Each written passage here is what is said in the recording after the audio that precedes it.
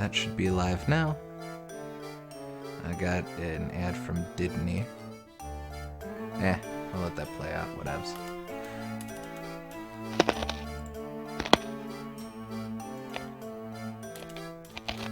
Alright, going to hit the server at stream team. Hey, we are playing Professor Layton now. Watch us at, looking for the link, one of you guys. Make sure that's muted. Yeah, that's pretty muted. Try not to break the server when you Hey, I make no promises, Esther.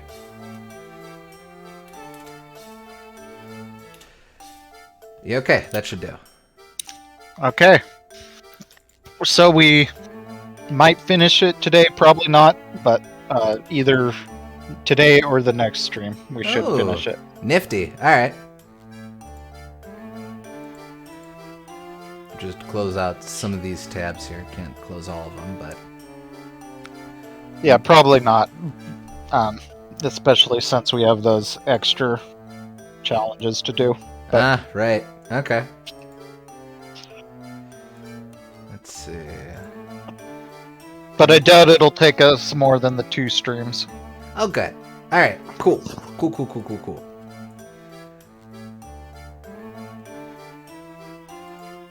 Oh, crap, I forgot to set up paint. Alright, hold on. Gotta do that. Booms is a little bit loud. Oh. Here, I can futz with it. Just do that a little bit. Alright, how's that sound? How do I sound? Do I sound less deafening?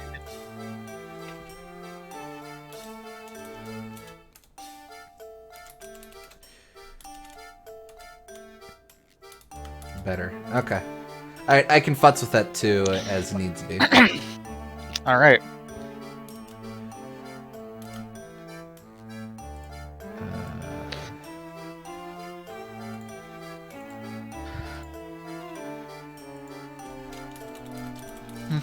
Hey, Boom Gardener. Hey, Boom Gardener.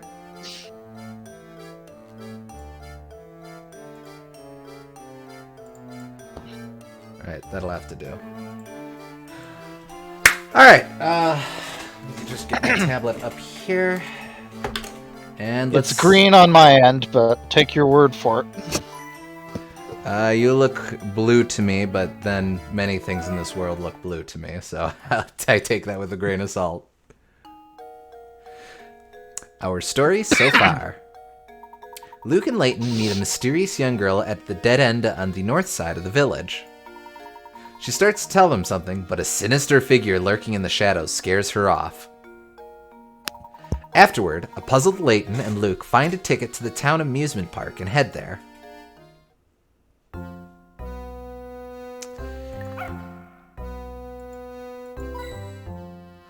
Curious to know what decides the chat name colors. Yeah, I don't know what to do. I'm pretty sure it's just randomly selected.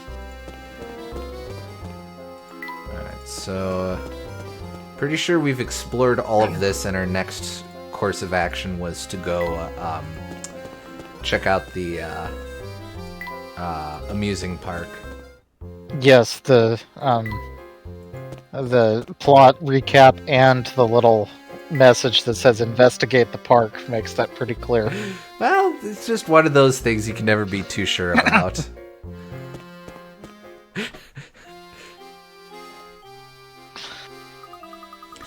This park is really kind of sad, isn't it? It's all rusty and abandoned.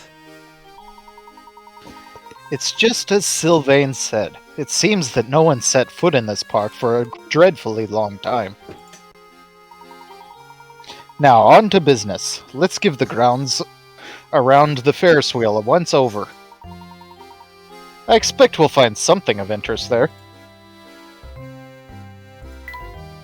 A map of the park. It's yellowed with age.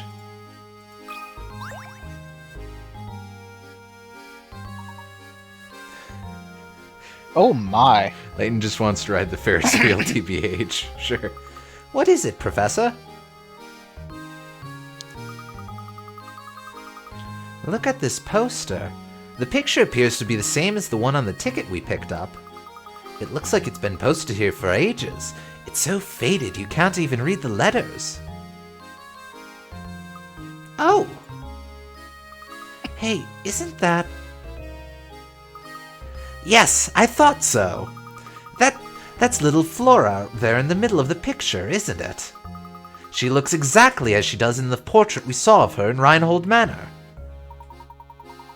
It would seem that Baron Reinhold built this amusement park for the sole enjoyment of his daughter. Oh, well, geez, that's kind of... And no one else! I think that you could use that money for a lot more amicable purposes, I have to say. No, the people are just happy to watch someone else enjoy the amusement park. Strange. I wonder why it wasn't more popular with the village folk once it was open to the public. Well, I don't suppose speculation will help us very much. Let's keep moving. Right you are, Professor. Just grab that. Look at the trees. Look at the far off. Probably ice cream, or I guess if we're British, candy floss. I don't know. Fun fact about candy floss / cotton candy. Raccoons will always dip their food in water before they eat it. So you can give them a piece of cotton candy and they'll dip it in the water and it'll disappear right in front of them. And they'll be very sad. Harsh.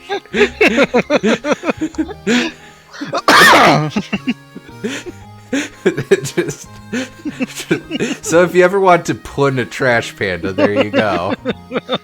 You heard it here first, folks. All right. Let's go see what we're working with. This place is so run down, it looks like it hasn't been touched in years. There's even a big tent like the kind you see in circuses. Yes, there's something quite sad about it, isn't there? If you're sure about that, Layton. Just screen cap he that looks real quick. he looks awfully distraught, doesn't he? Very sad. The most sad. I'm absolutely gutted. How strange. This was clearly a traveling carnival, so why was it left to rot here in St. Mystere? I bet the Ferris Wheel is a mess too. I suppose I won't get to use that ride ticket we picked up. Well, we have better things to do than ride that thing, don't we? Certainly not. So not only Professor. did he build an entire amusement park for his little girl, it's also a traveling amusement park, which would be way more expensive because it means they have to like fold up. The Ferris wheel has to be collapsible and stuff. Well, I mean, that or he caught and trapped a traveling amusement park and has just fettered it to this town ever since. Sure. Entire town's run by carnies, confirmed. Hey, I like that theory.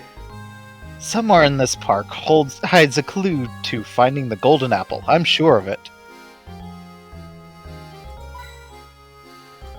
And coin. Okay, I'll check out the... There we go.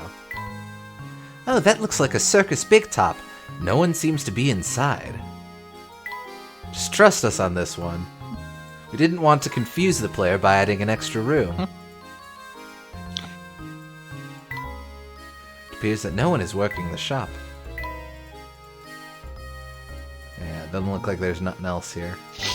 Well, surely we'll never come back to the... Oh, what's over here? Well, I mean, the Ferris wheel is obvious, so let's take the long way around. This guy again. Well, let's ignore him and look at this shiny. Look at this, Professor. It was lying on the ground. It appears to be a scrap of paper. Would you read it aloud for me? Sure thing, Professor. Alright, let's see. The older she gets, the more young Miss is catching on to this village's secret. She seems lonely, which is probably why the boss asked me to build an amusement park for her. Yep, it certainly looks like I've got my work cut out for me. The young Miss mentioned here must be Flora. The whole park was built just for her. But I don't understand this other line. What's all this business about a secret in the village? I just wasn't ready to handle the boss's death. Poor young Miss. She's all alone in the world now. Luke's voice changes drastically whenever he reads something. Hey, shush. This is presumably whoever the original person is. But no matter what happens, I have to keep going and take care of her in the boss's place. The page ends there. Baron Reinhold sounds like he truly loved his daughter more than anything. Fate can be so cruel.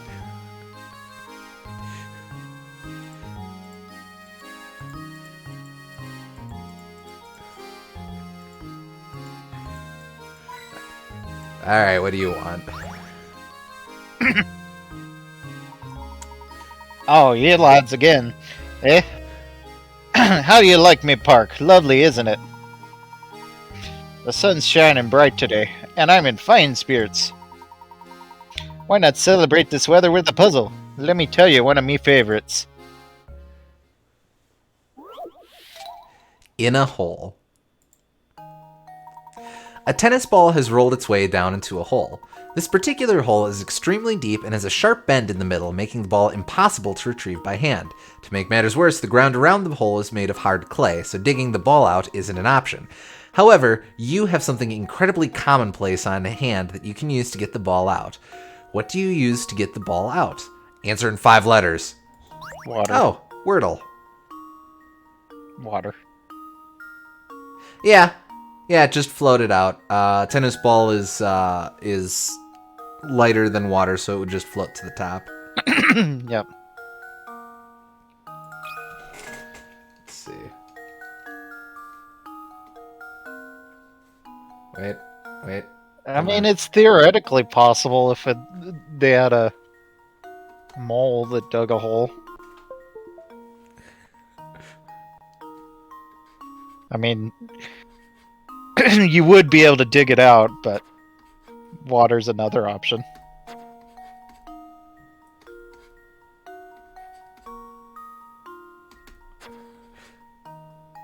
Come on. That was clearly an fine uppercase.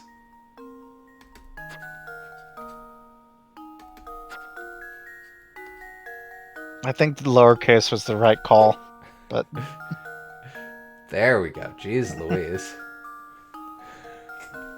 Did someone's phone just get unplugged? No, I unplugged and replugged in my tablet. My computer, we've got audio set up. It's picking up desktop audio, so you'll hear weird stuff like that.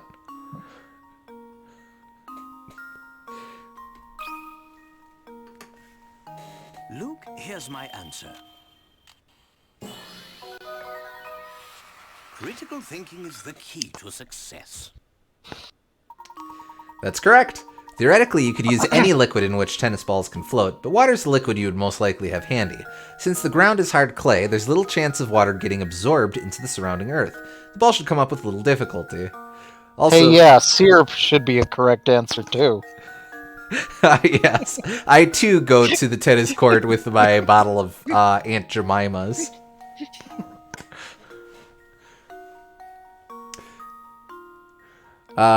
Also, if this picture's anything to go by, lads, here's a tip for winning over the ladies. Or whoever, I ain't judging. Clay. Since the ground is hard clay, there's little chance of the water getting absorbed into the surrounding earth. The ball should come up with little difficulty. Mm-hmm. Everyone knows syrup does not get absorbed by clay easily. Go back to horny gel, Collizer.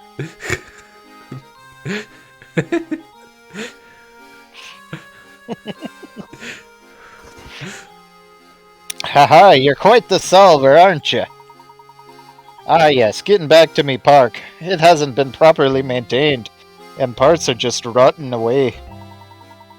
If something looks old and broken, do the smart thing, lads, and stay away from it. Not very inspiring to hear the groundskeeper say that. I'll give that to Layton. Maybe he's like Holmes and has a secret passion for fiddling.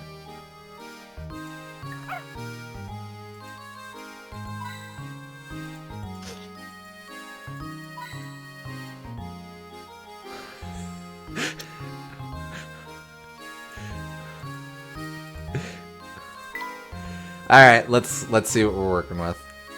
Oh, this is not the Ferris wheel. Look, Professor, there's a strange little shed here. Interesting. It seems this shed routes water to the sewer pipes. I feel this warrants a closer look.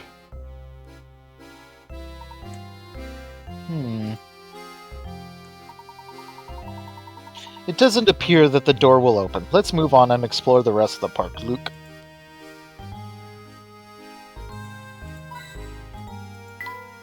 It says, don't throw trash in the lake.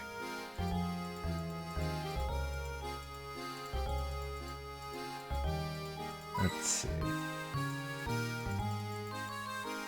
Just making sure there isn't any secrets. Click the top of the antenna.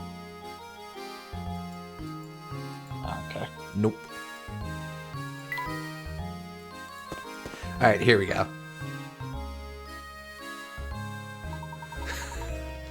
This must be the Ferris wheel we were looking for.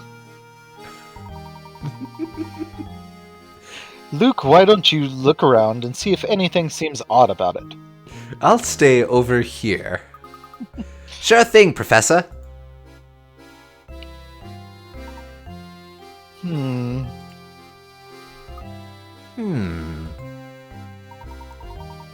Did you find anything out of the ordinary, Luke? No, not a thing. Maybe there's no secret hidden in this Ferris wheel after all. That remains to be seen. Let's look around a bit more, shall we? So in the end, that ticket we picked up turned out to be meaningless? So it seems. I suppose my intuition failed us this time, Luke. He's really looking for the control so he can start it up. Come, let's head back to the heart of St. Mystere and search for our next lead. They haven't actually been solving a whole lot, I have to admit.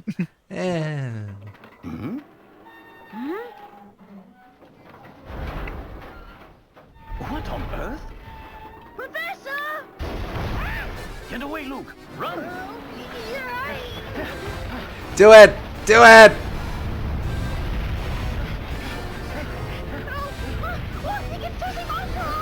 That's preposterous! Oh, nice flip there.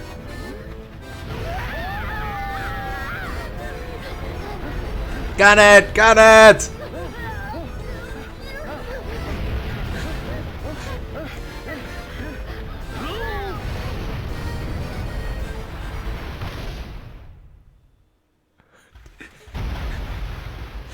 That's one way in there. Now, the sign was very clear about not throwing out trash.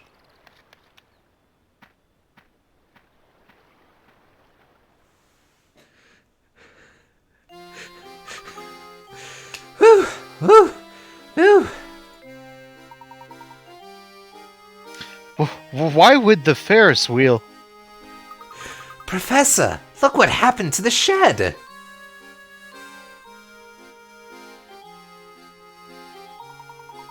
The Ferris wheel must have simply destroyed it. If we'd made a wrong step back there, we'd be rubble too. Oh my.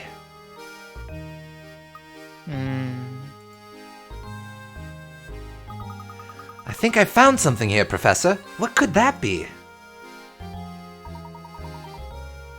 Now, what's an entrance to the sewers doing here? This could well be an underground passage to the tower. We've got to take a look below. Come.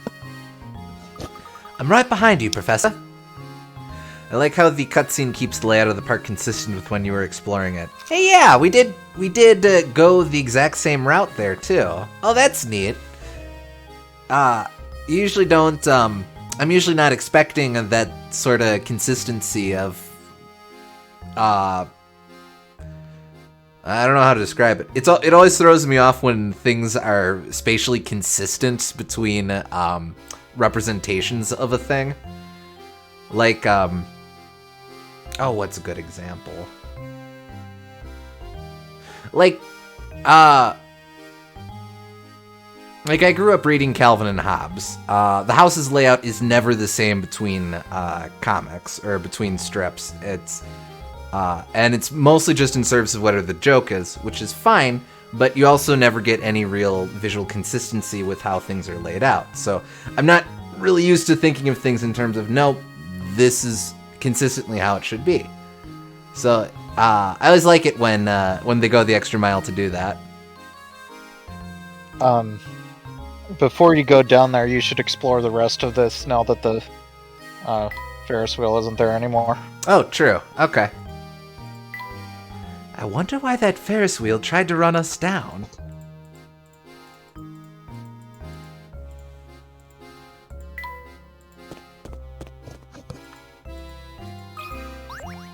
Maybe, yeah, we might get this wreckage reminds me of a puzzle. That poor Ferris wheel is totally destroyed now. That reminds me, Luke, have you heard the wonderful puzzle about the Ferris wheel? That one counts. Too soon, Professor. I don't even remember what our numbers were up to. SG, do you have our count? Well, give it a minute. Ferris wheel riddle. 11 plus 3. Nice. There are 10 two-seater cars attached to the Ferris wheel. The Ferris wheel turns so that one car rotates through the exit platform every minute. The wheel began operation at 10 in the morning and shut down 30 minutes later. What's the maximum number of people that could have taken a ride on the wheel in that time period? The Ferris wheel turns so that one car rotates through the exit platform every minute. Well, so if it starts at 10 and shuts down 30 minutes later, that's actually pretty straightforward. It's just going to be 30 times 2 is 60 people.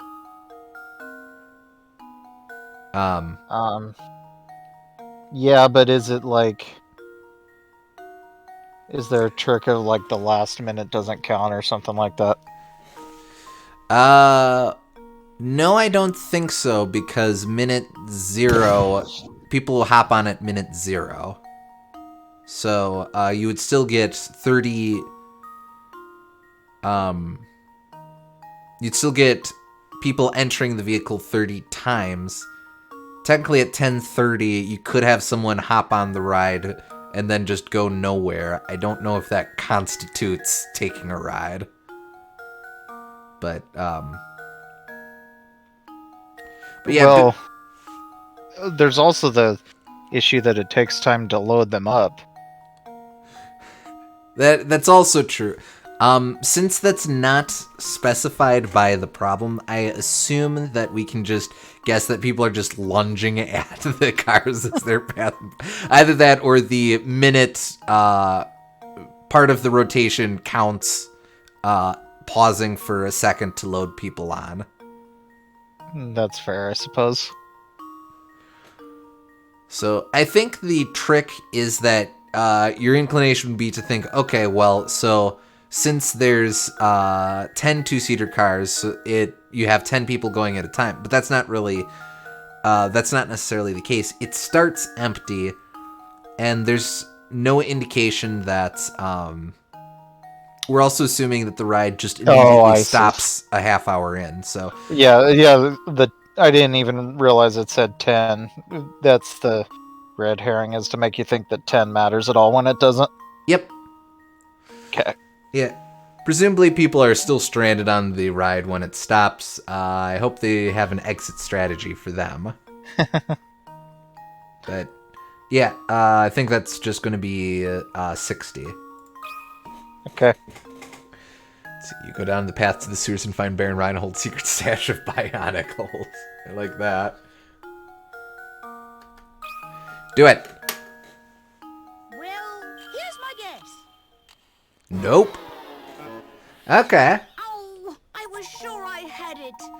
A car comes once a minute for 30 minutes. 2 people can ride each car. It certainly sounds simple, but it's awfully easy to overlook some important facts surrounding this problem.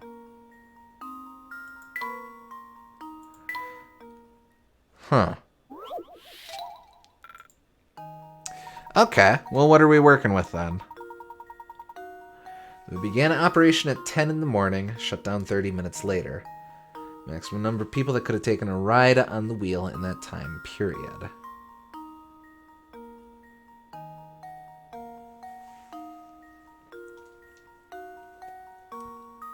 Maybe you have to calculate it factoring in the people that would be stranded. Like you have to actually get them off of the thing. Well, I mean, that's implicitly that's what that does factor in, since I'm only counting people hopping on the ride. Right, but I mean, what if you have to also count them hopping off the ride? Well, that's not really relevant. It's not, the question isn't the, because presumably when, so does full rotation, after 10 minutes, the first party of 2 people comes off the ride. 2 people presumably immediately then file onto the ride. That's still 2 more people at the 10-minute mark. Excuse me. I guess 11-minute mark could be. No, 10-minute.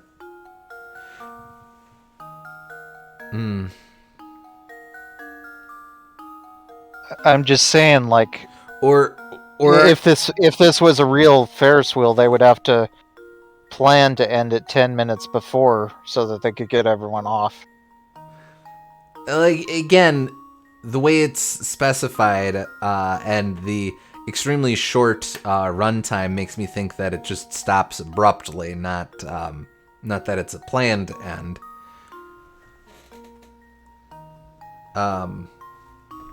Oh.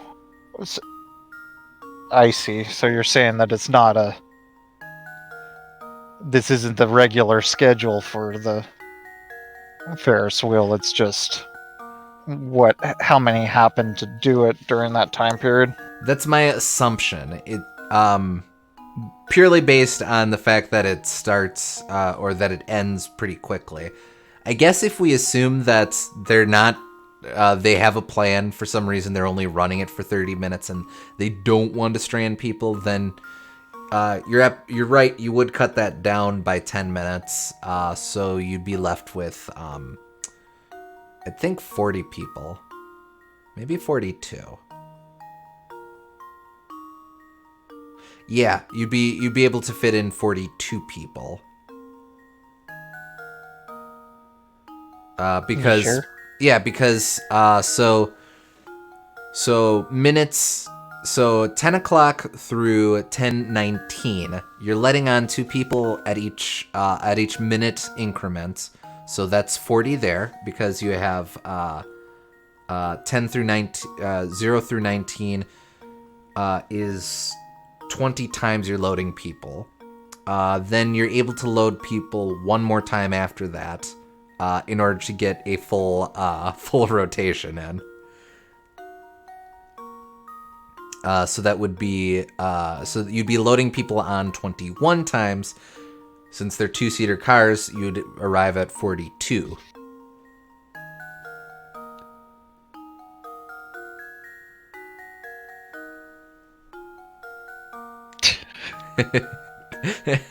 And we have Roller Coaster Tycoon going on in the chat there. I'm gonna try 42. Maybe this is the question. It's their fault for not realizing that $50 to use the bathroom is a totally reasonable price. Well, here's my guess. Oh-ho! Okay. Okay, so you do have to factor that in. So my only flaw in this entire exchange was considering that they might just want to run the thing for 30 minutes. I don't know why, but... Anywho, that's right. For the first 9 minutes, the Ferris wheel is moving. The cars arriving at the unloading zone are unoccupied. For the last 9 minutes of the operation, needless to say, no one will be allowed to board the cars. From the time the Ferris wheel fills up at 10 minutes past the hour until the last passenger steps off at 10:30, a total of 21 sets of passengers will have taken a ride on the Ferris wheel. Okay, so they arrived at it a little differently than we did, but still same basic route. Mm-hmm. Excellent job, my boy. You found a painting scrap. I think that's our last one. Oh boy. Okay. Oh, got a couple things. We'll just do the painting for now. Not quite no, the last Mark. one, but we're getting there. That's gonna be so great once we figure out what that's a painting of. We'll do the inn and stuff a little later when after we've gotten some more loot. Do we have another thing here? Oh, I was looking forward to riding the Ferris wheel.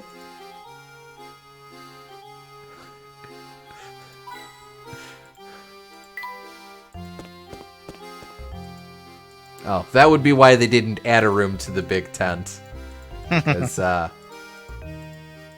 a bit of a waste.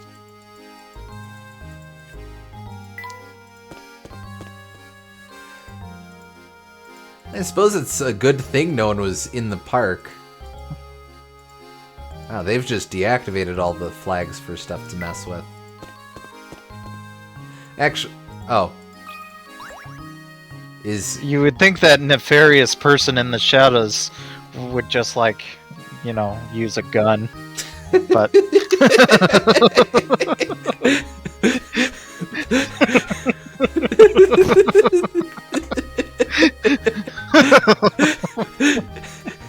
Not his style, man.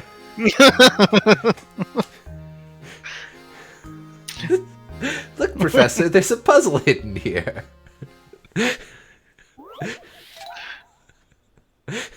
Plot twist, there actually was a secret room in the tent. 20 puzzles have been sent to Granny Riddleton's blast. The largest total. 9 squares are carved into a piece of wood. Arrange 9 unique numbers between 1 and 51 so that any 3 numbers have the same sum when added vertically, horizontally, or diagonally. While several combinations are possible, your task is to find the number that occupies the center square when you arrange the numbers to yield the highest possible total. What? Oh, this is a mathy one. Okay. 9 unique numbers between 1 and 51 so that any 3 numbers have the same sum when added vertically, horizontally, or diagonally. Okay. Let's see.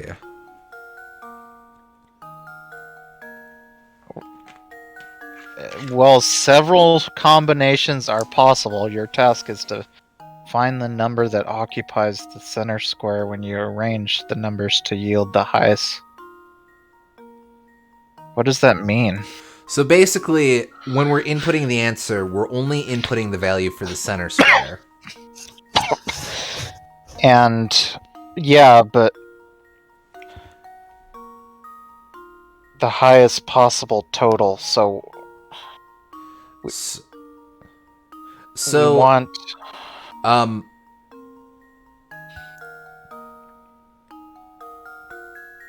So we need to work it so that no matter whether you're looking at rows, columns, or diagonals, it all adds up to the same amount. And we want to get the highest possible value, working strictly between 1 and 51. And we need to figure out which center. Rows. It's not rows and columns. It's only the middle, going through the middle. No, hear me out. So we want to figure it out so that when you're looking at this, you could do a sum either of any given row, any given column, or any given diagonal. Yeah, I two of don't them. agree with that. I think it's just meaning the horizontal and the vertical that go through the middle, based off of the way the lines are arranged. Oh, I see. Okay, yeah, okay, that's fair.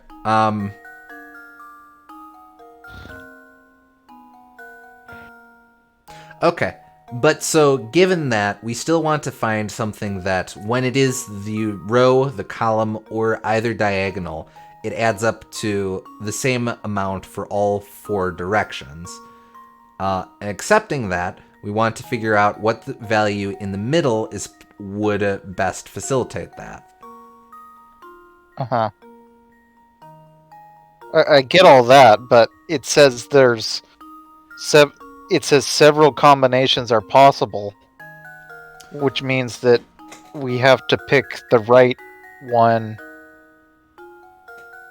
and then I don't understand the rest of the third paragraph. Several combinations.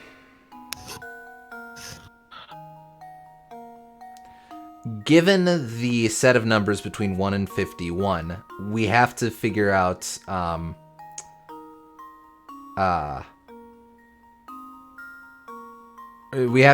what the answer to this puzzle is that uses the highest of those numbers. So like you could answer this with I'm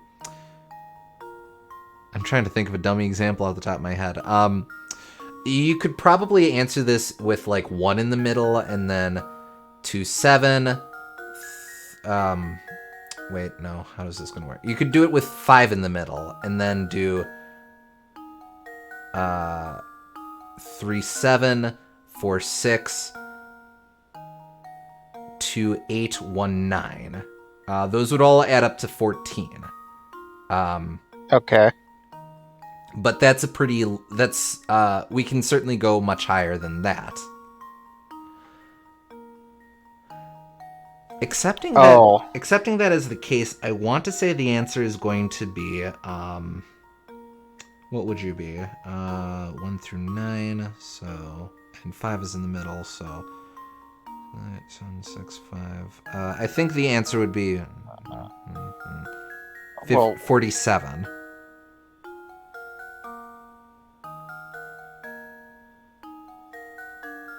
Wouldn't it be 51? No, because I'm gonna have to do this as a diagram. Bear with me a sec. And Gooms, I'll share my notes with you too. I just don't see why you can't add 51 to any possible row or column. Folks, I know you're not seeing anything there. There we go. Let me... The max number we can work with is... max number we can work with is, in fact, 51. So the highest possible number we can get is... well, you know that. No, stop that.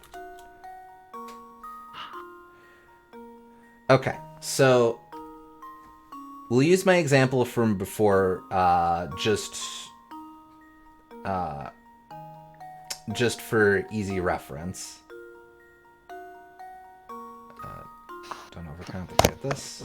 7, 4, 6, 5. No matter how you do this, it's pivotal that the number in the middle is exactly halfway between the lowest value and the highest value. Why? Because Why does it need to be? Because that's the only way you can make it so that all 4 directions add up to the same amount. Not necessarily. All right. If this was 10, they would still all at 10 in the middle. They'd still all add up to the same amount. That's true. However, that's true. However, that is because we arranged all the numbers on the outside such that they would be the same amount. 1 and 9, 3 and 7, 2 and 8, 4 and 5.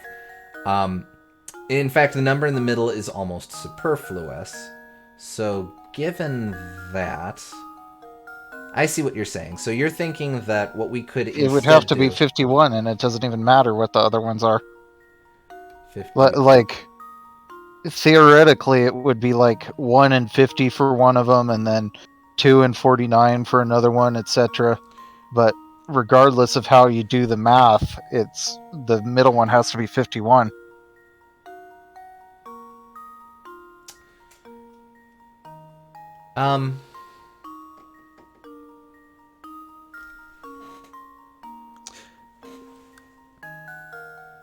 I think you might be right. Let me just think this through. The trick with these, I think, is basically just making it so that you have equal sums on either side.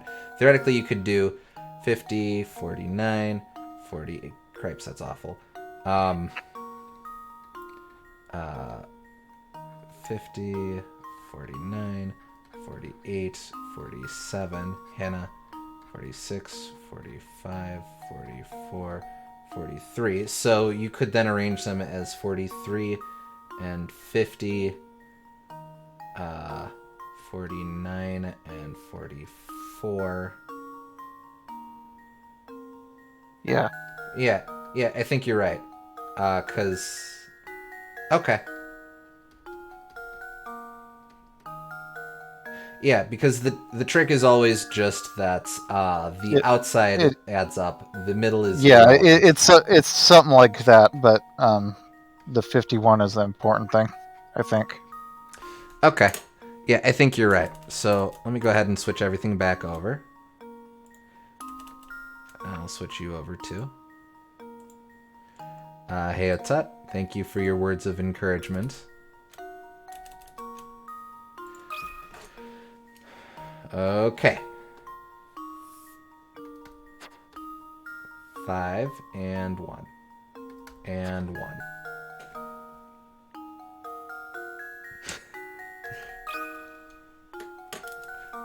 How does this sound?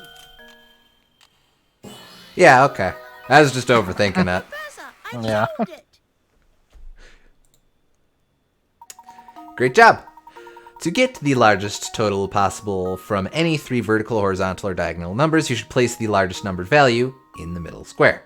Once you've decided on that as your middle number, all you need to do is test whether you can complete the square. The full solution should look something like the diagram above. Meh, meh, meh. Yeah, you don't have to make the top row or the left column equal. Yeah, if you had you're to do right. that, then it'd be way more complicated. But Yeah, I thought this hidden puzzle was expert level for a bit there, so that's where my confusion was.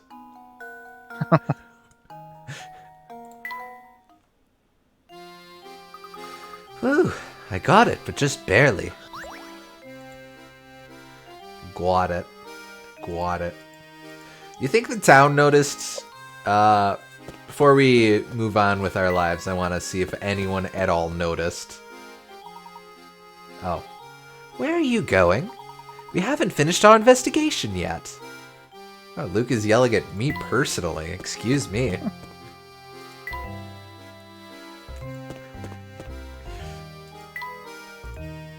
Okay. Enough fooling around.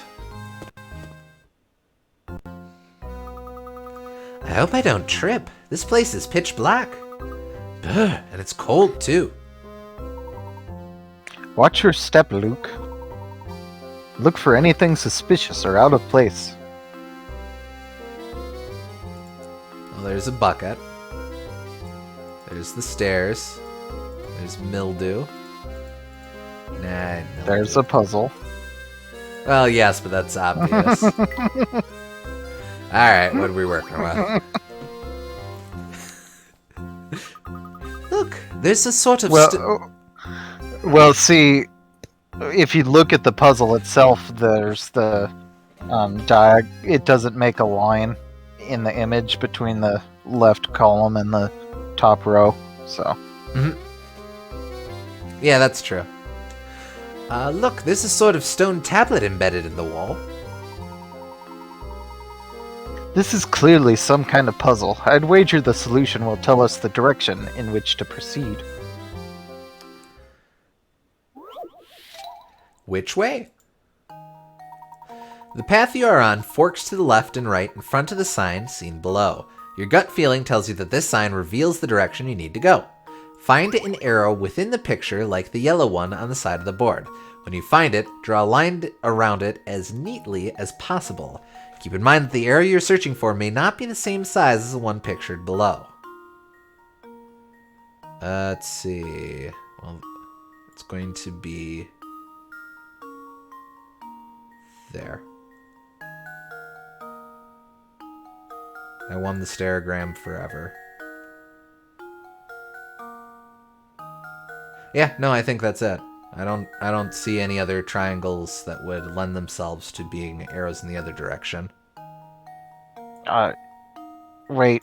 Oh, well, it's okay because I messed it up forever. Do you see that arrow on the right? Maybe you have to, like, click that and change it. Oh. Okay.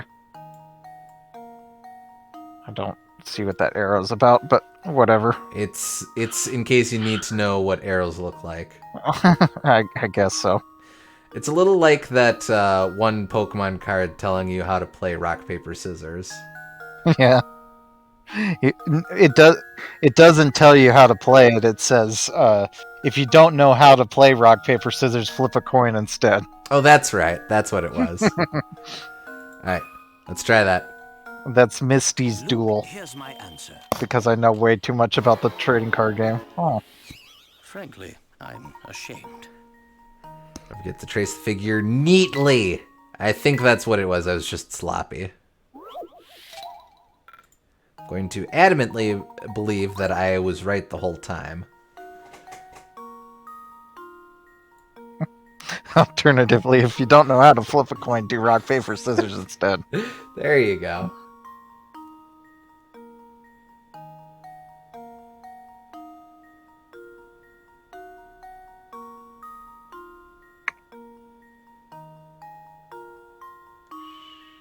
Gently, gently.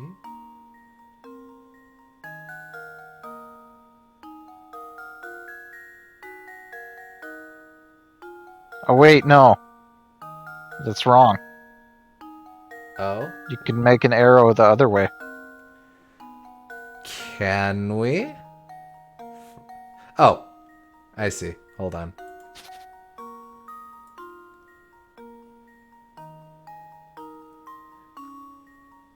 Yeah, the arrow you made was too long Picky compared to the picky. example. Yeah, I guess. Friggin' picky Luke, picky. here's my answer. Yeah, okay. Yeah, Another puzzle. I would have led us down the mine shaft with the friggin' exploding mummies or whatever. Well done. And now you can move forward. That is kind of stupid, though. Left arrow is an American arrow compared to the UK arrow. With an E. Yeah, okay. Now there's our answer. We will proceed down the left corridor. Understood, Professor. Of course, Luke is all about artisanal teapots.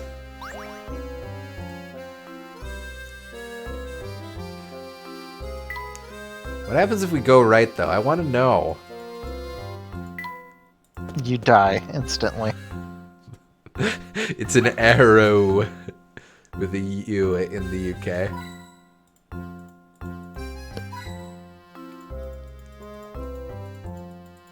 Artisanal teapot is just a fancy label for a bong. Look, Professor, there's a strange device on the door here. It seems to be a puzzle of some sort. I imagine the door won't open until we solve it. It's almost like we're being tested, isn't it?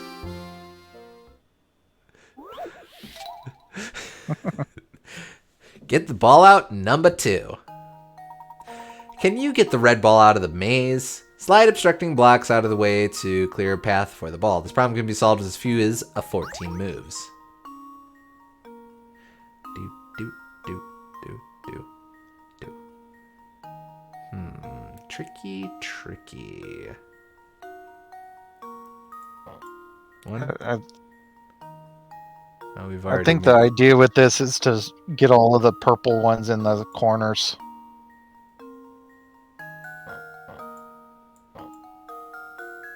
Okay.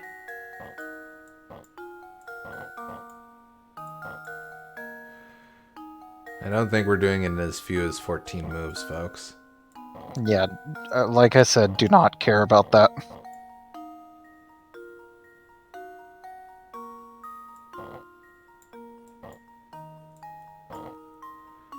Okay. So then I can move that there. For the love of Jeff, do not try to do this in only 14 moves. Jeff? Nope. That dog ain't gonna hunt. Wait. That dog may hunt after all. No, Nope. you did it wrong. Down, down. Move it down. This man. Move it up. Okay. And... Oh, I see.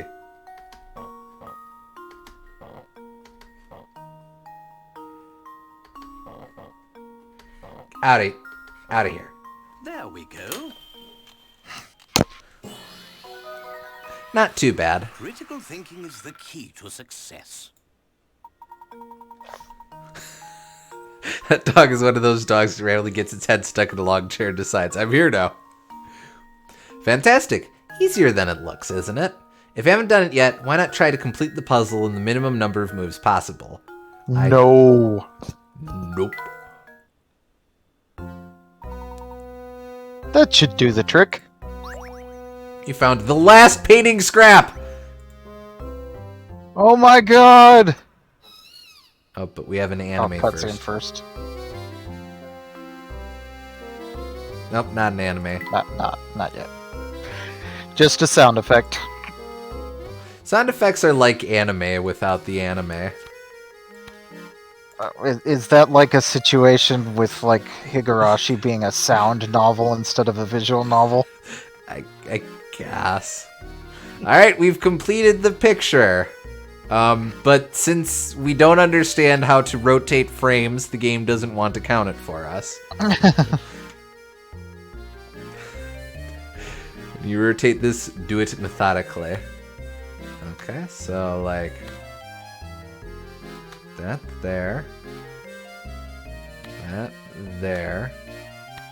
There. There. There. There. There. There. Wait, no. There. Wait, we're already in trouble. You messed up. Oh no! Oh no! Get the Okay, edges okay, right. we're good. Okay.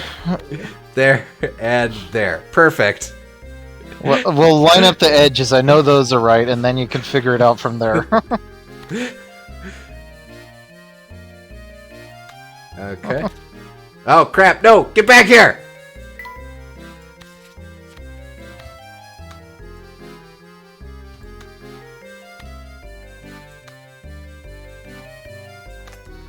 Friggin' touchy this thing is.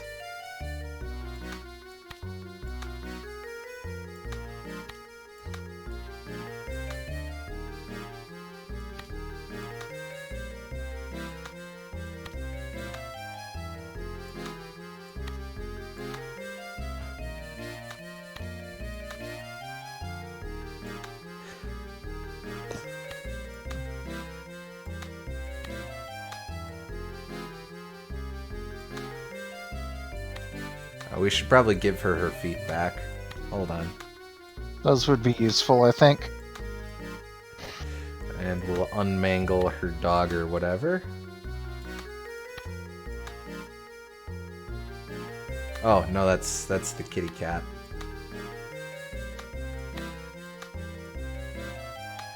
There we go.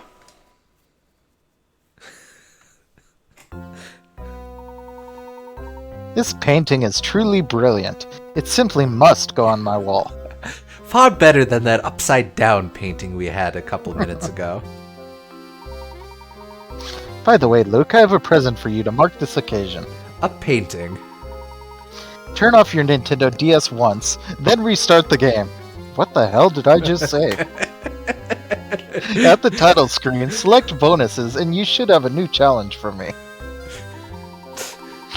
Now I know you're excited about your present, but be sure to save before you restart your DS. Otherwise, you will wipe us. Excuse me. Otherwise, you will wipe this incarnation of us from existence, and you won't have your painting.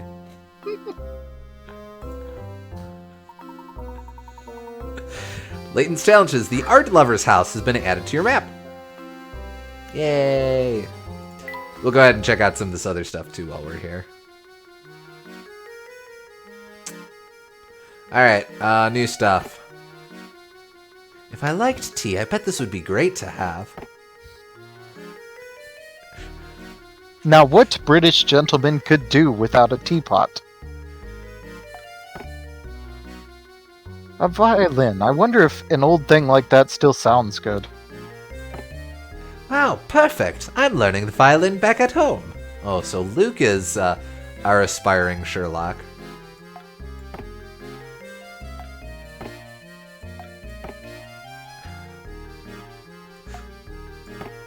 Have we gotten anything else? Oh.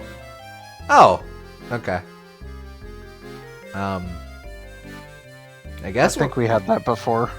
I guess we're most of the way there. A couple of these things we're not entirely sure about. Yeah, no. No. No one really knows about either of those, but maybe they'll make sense as we go on. Yeah, I would wait until it looks like we have all of the pieces to rearrange stuff. Yeah, okay.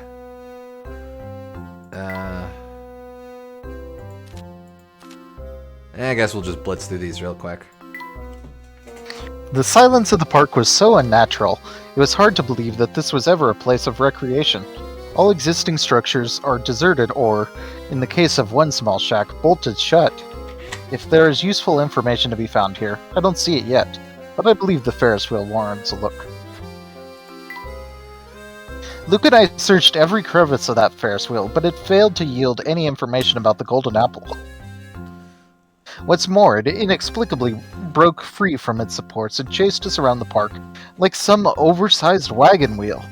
We were lucky enough to escape with our lives, but the small shack to the north was completely decimated. I am not using that word correctly, but I am going to pretend that I am. Well, that's the puzzle. That's the puzzle is which word has he misused? By that runaway wheel. At least now we can see what lies beneath that shack. Could it be an underground tunnel to the tower? Layton seems like the type of dude to try all those natural wines from California. Yeah, okay.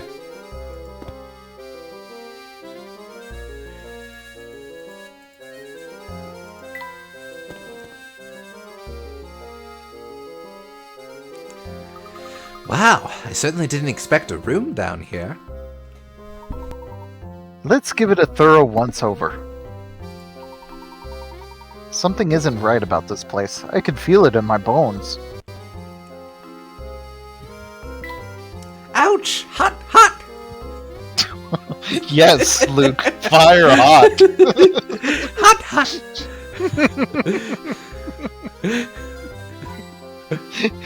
When we said to examine everything, we didn't mean that. I just have a visual of Luke hopping around like Mario and Sunshine. Professor, you said to examine everything. I just wasn't sure if this fire was indeed actually fire. Maybe he made the mistake of grabbing like the metal tray that the candle's on or something. And was like, Maybe. well, this probably won't burn. Oh, it did burn. That's an ordinary tub. Looks more like a bucket to me. It's just a milk jug. Ha ha ha ha ha! There's some tiny paintings here. Oh, did I accidentally find it? Something's hidden behind here. Alright, let's move the picture out of the way then.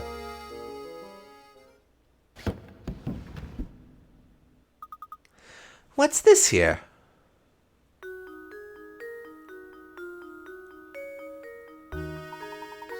It appears to be some sort of key. But what does it unlock? We won't know until we investigate further. But this shape certainly looks familiar. A secret switch. Better press it. Professor. Who wouldn't? Professor, could this be... It looks just like the tower. Dun dun dun. I knew there was something odd about that dead end. Perhaps this key will shed some light on things. Luke, we need to head back to that large wall on the north side of St. Mystere. I have a hunch that it's more than a dead end. The tower key was added to your list of mysteries.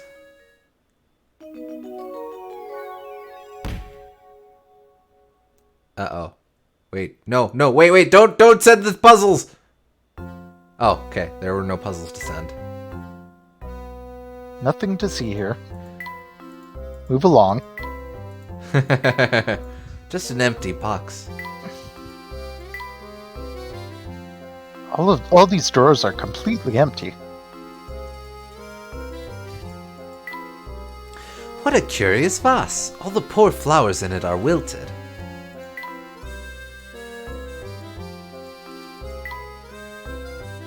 Just an empty bottle here, I'm afraid. I guess there isn't anything else here. Wait. No, this is a thing! Look at how old this picture is. Oh, right. That reminds me of a good one. Would you like to hear it? That counts. That counts as a +1. Pattern matching.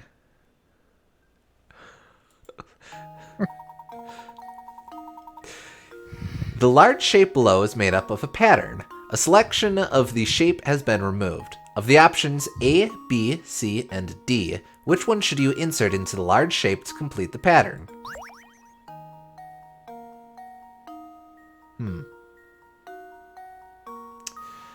Okay, so I'm assuming it's going diagonally top left to bottom right. In which case you would want a dude there. I don't circle, see how circle. you can't. Well, first of all, you can't put A or C in there at all, can you?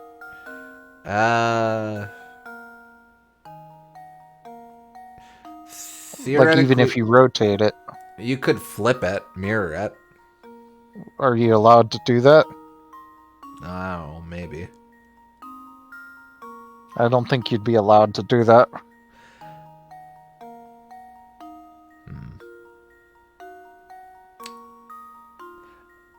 Maybe not. Probably not. Anyway, I think if you rotate B, that's gonna be the one. Cause the way that would be put the X there on top, and then it's X octagon square, X octagon square, and then it would be octagon square X octagon. Yeah. Pretty sure it's B. Well, let's see if we be right. Here's my answer. Yeah, man. Every puzzle has an answer. Excellent. It's really just a matter of finding the right matching pattern. But staring at all those different pieces and trying to find one that fits is more complex than one would think. Gee, I didn't think it was that easy. More complex than it would think. Apparently not.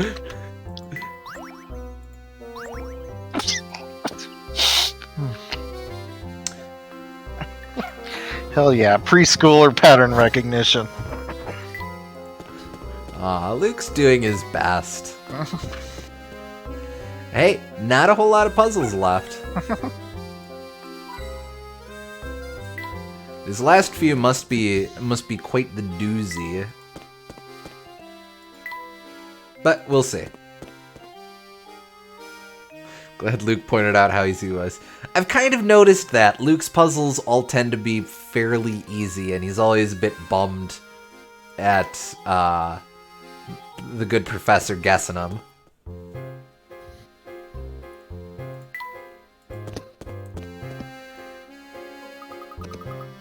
Let's go investigate that dead end right away.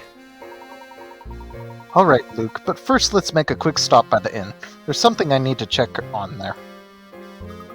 Why the inn, Professor? It seems that someone doesn't want us around, Luke. Someone is, in fact, after us. And the key to identifying this scoundrel is back at the inn. So you already have an idea of who's behind this? Haha, piqued your interest, have I? The shadowy intruder. Someone's been obstructing the investigation. Find the troublemaker and continue work on the case. Yeah, we'll save. Okay.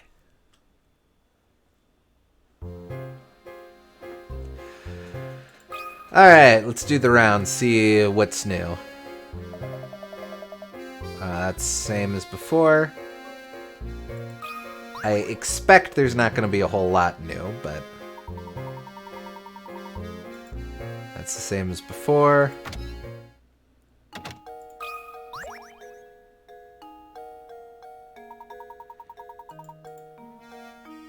Same as before.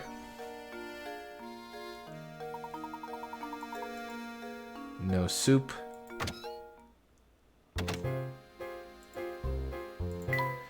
I saw an image one time of this lady complaining to the restaurant and said, "This is not soup du jour. I've had soup du jour before and it had vegetables in it." Oh no.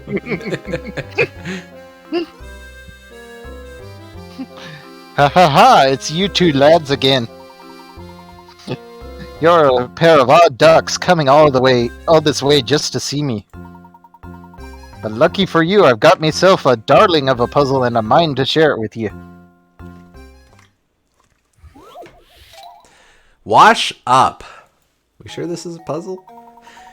You need to wash your face. Rude. But all 13 water valves in the sewer piping are shut tight. You have to open the valves to get the water flowing to your sink. So here's your challenge. Direct the water all the way to your sink by opening as few valves as possible.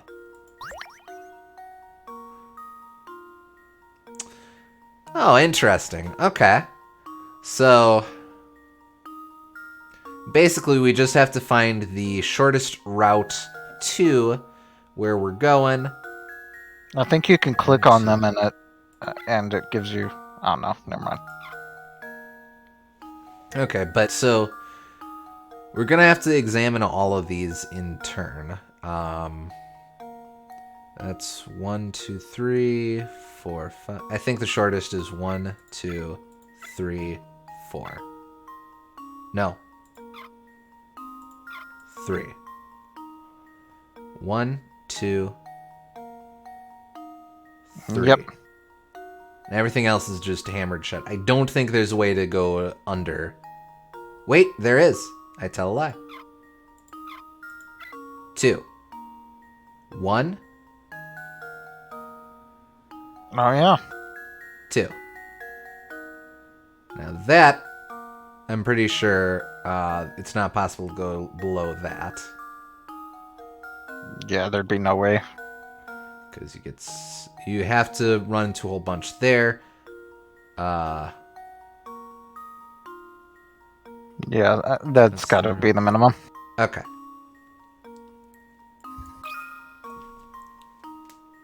That should do it. Oh yeah. Another puzzle solved. Doing good tonight. Good job. Now go wash up. Like I said, rude. Ha ha ha! Wonderful work. I was sure the puzzle would floor the both of you, but I guess the joke's on me.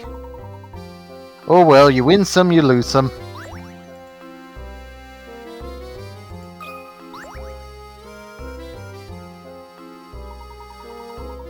It's hard to sneak away from the job when you're above ground, as everyone can see you plain as day. If I ever want to rest on the job, this is the only place I can go. Now be good, lads, and don't go blabbing this to Rodney.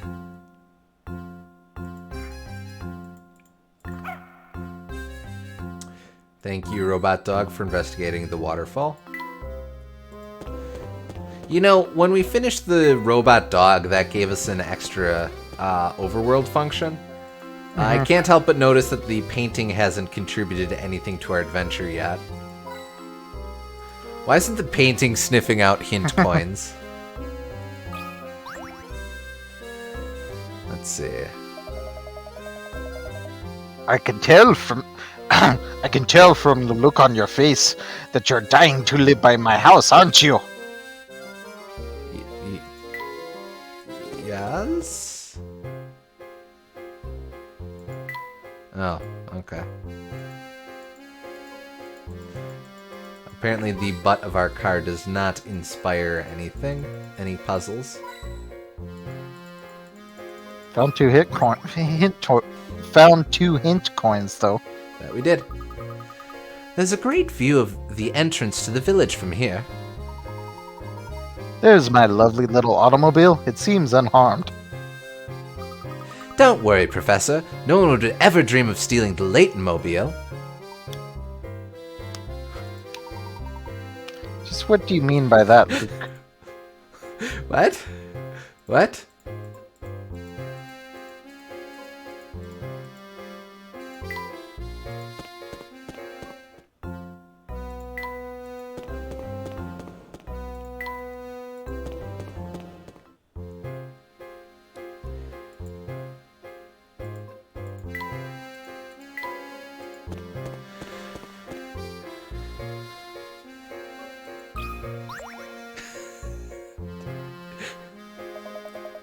Nothing good can be said. Okay, we have already did It's the that. same as before.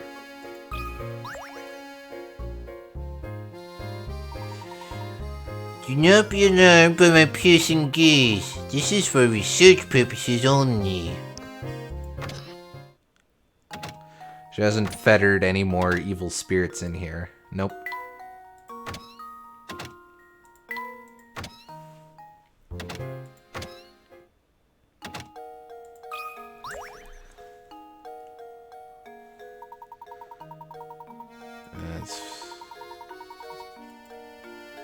Yeah, nothing new there. I generally get the impression these guys aren't going to have too many new things for us, but I still want to just do the rounds to be sure.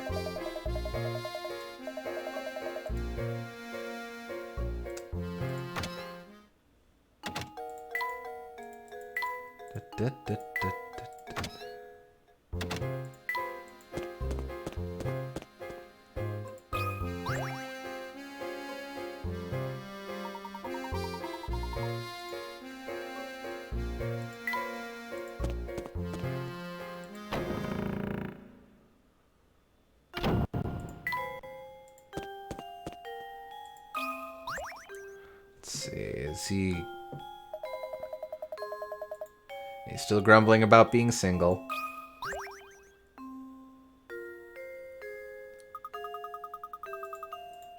Still melancholy.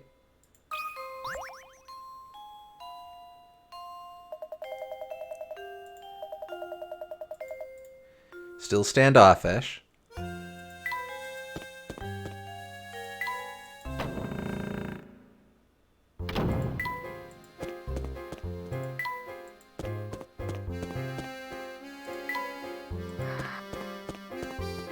Alright, most of the way done.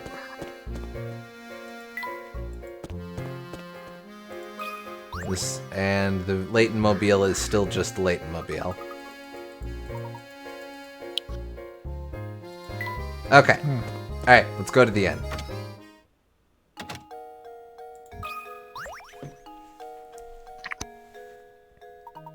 Hello, Professor. Is something the matter? You look a little shaken. Beatrice, I have an urgent request. Could you show me the newspapers from the last couple of days? The papers? Certainly. Hang on for just a moment while I go fetch them for you. That's strange. I'm sure I set them down around here somewhere. Is there a problem? I'm sorry to disappoint you, but I can't seem to find them anywhere. Even today's morning paper seems to have gone missing. I see. Well, thank you just the same, Beatrice. This has been most helpful. Just what was in those papers anyway, Professor? Yoo-hoo! Professor Layton! Not gonna check the north side of town, too? We will just, when we're going that way anyway. Ramon, and to what do we owe this visit? Oh, he told me I needed to find you and bring you to Reinhold Manor. We were just there! Ah, man. The inspector, I mean. Ooh, he and Lady Dahlia await your arrival at Reinhold Manor. Thank you for the message. We will set out for the manor in just a few moments. Well, now we have to go, now we have to go to the north. Alright, hold on. Oh, hello there, Professor. Have you had any luck tracking down that bill-dodging ruffian? I'm pretty sure we saw that before, so let's go ahead and check out the West Mystery Ever. Deep underground on the edge of town, the Professor and Luke found an unusual key shaped like the tower. While the connection between the key and the tower seems certain, no one can figure out where to use the key or what it unlocks. Dum.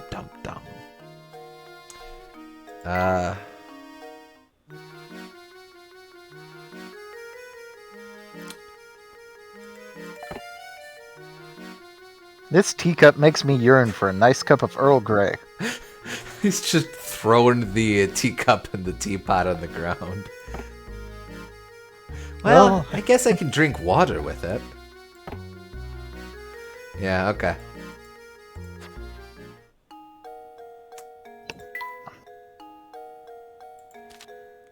Well, we are getting most of the way there. Who would have imagined that the tiny shack held the entrance to an underground tunnel and a quaint storage room? More unexpected still was our discovery of a small key shaped like the tower itself. Could this odd little key truly unlock a path to the tower? Luke keeps pushing for us to proceed straight to the dead end by the tower, but before we do, I have a suspicion of my own that I feel the need to confirm. Before we go anywhere else, I think it best we stopped by the inn. I think we might be able to identify the person that has been watching us all this time. In order to confirm my hunch, I asked Beatrice to loan me the last few days' worth of newspapers, but it seems that someone has made off with the whole stack. Those papers would have been the decisive proof needed to confirm my suspicions, but I'll have to go on without them. I'd like to continue searching for the papers, but the inspector has summoned us, so I'll have to give up on that for now. Alright. Since we now have to go to Reinhold Manor, let us explore the north end of town, just so that the game doesn't pull a fast one on us and be all like, oh, you missed the puzzle because there's a new chapter now. There doesn't seem to be a whole lot of animals around town. Yeah, it's the same as before.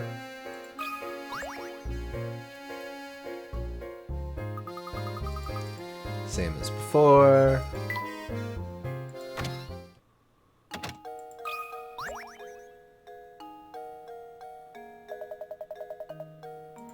Same as before.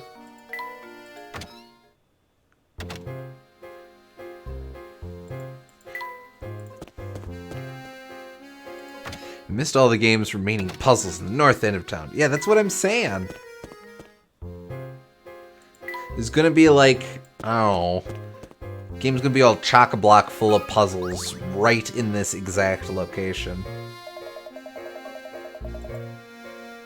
Well, obviously not her.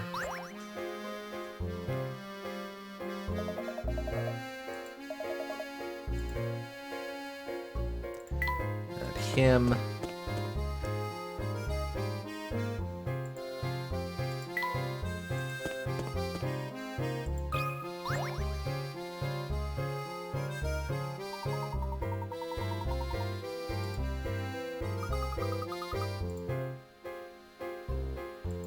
Her looking meaningfully at this, but nothing there.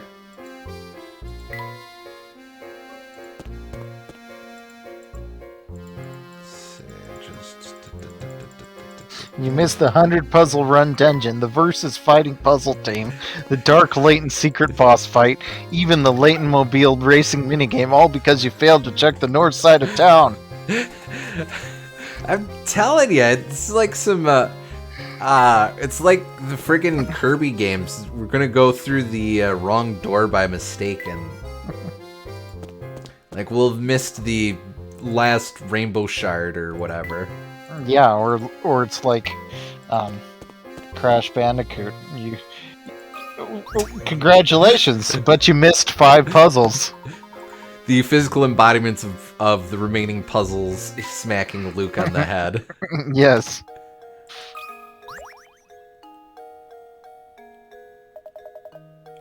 Well, I'll figure out.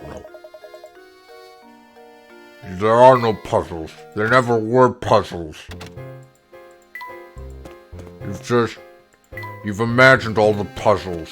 That's the secret. While Layton just shakes his head in disappointment. Oh, hello. You found the key to the tower, haven't you? How do you know about the key? You mustn't interfere with the tower. Whatever you do, just stay away from there. Interfere? What do you mean by that, dear?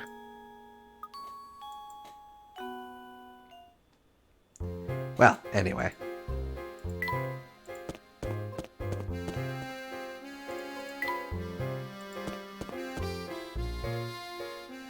Friggin' she keeps showing up telling us not to do it while the Undertale theme starts playing in the back.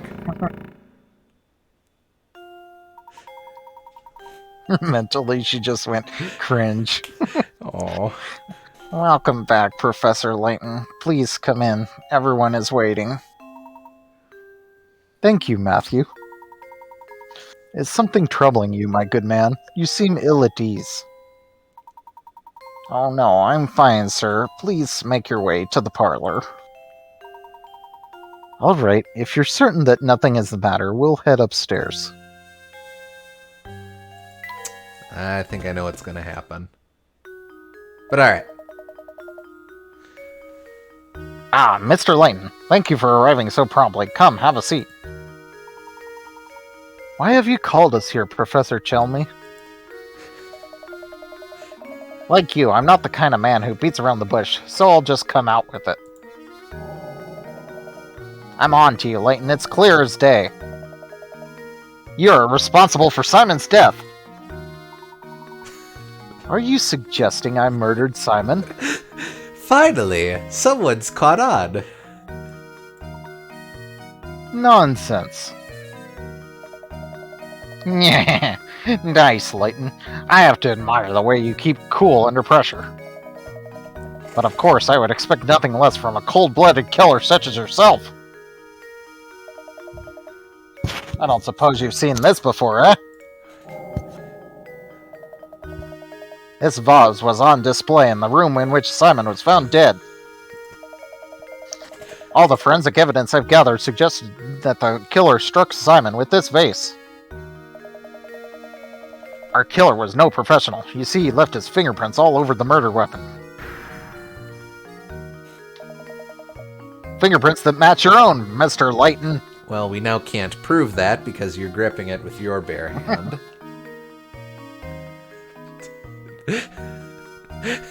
You are responsible for Simon's death, Layton immediately grins. Oh, that's the vase from the market, isn't it?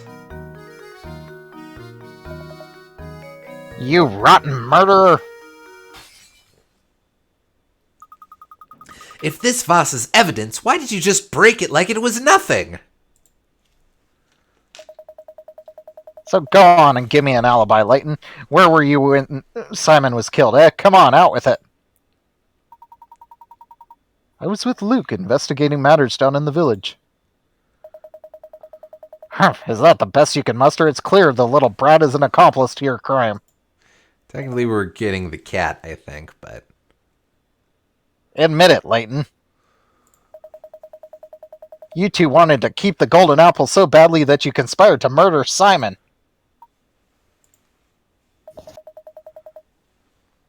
You can't fool me, Layton, so cough it up and start talking. While I'm at it, I'll take the key to the tower you picked up, too. Dun dun dun! It seems that you are intent on pinning this crime on me, Inspector. But if you are a true enforcer of the law, you'll acknowledge that I'm not the only reasonable suspect. Any member of this household could have committed the crime. In fact, you can't even rule out the possibility that everyone here had a hand in the murder. Furthermore, are we even sure that a murder took place here?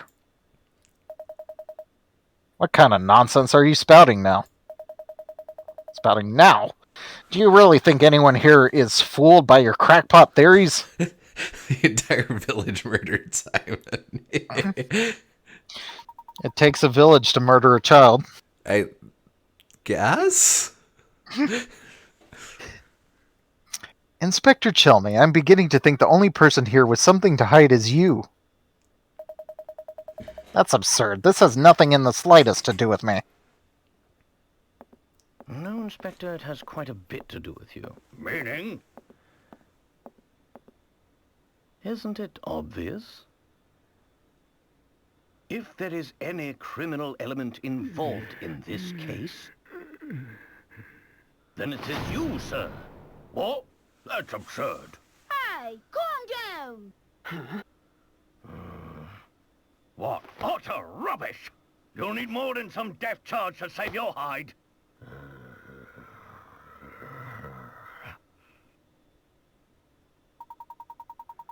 I've heard you're quite the devoted husband, Inspector. I bet you take very good care of your wife, Amy.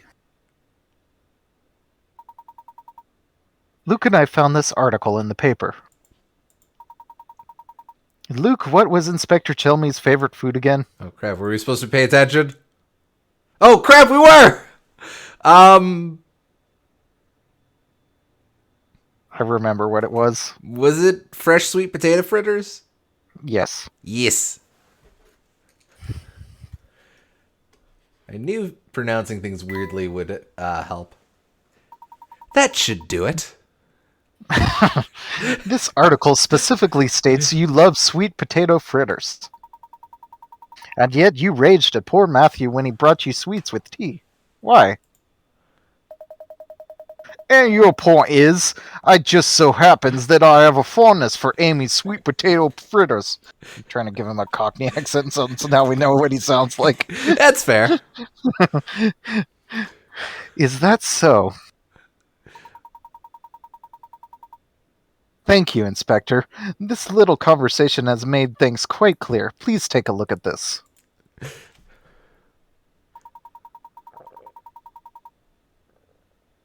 I believe you called them Amy's sweet potato fritters, yes? I'd like everyone to look at this article. As you can all see, the article clearly states that Inspector Chelmy's wife is Amelie, not Amy. Should have picked something that was could not be construed as a nickname. Do you mean to tell me you've forgotten your own wife's name? Imagine picking the bad answers would have been like an ace attorney. so we just lose hit points or whatever. Grr. Out with it then. Who are you and why have you been impersonating Inspector Chelmy? And why have you been running this investigation? Ah. But your sudden memory loss regarding your wife's name isn't the only suspicious thing about you. Try to recall the time around Simon's death. You said you received a report that prompted you to come to St. Mystere, but you forgot one thing. After Luke and I came to town, the drawbridge that is St. Mystere's sole entrance had its crank stolen. This effectively sealed the village. From that point on, no one could enter or leave the village. And do you recall just when this seclusion began?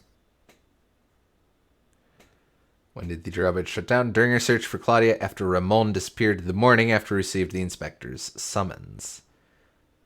Pretty sure it was during the search for Claudia. So like immediately. Uh-huh. That should do it. Correct. The only route out of the village had been closed well before Simon's death was discovered. After that event, there was no way that anyone outside the village could enter.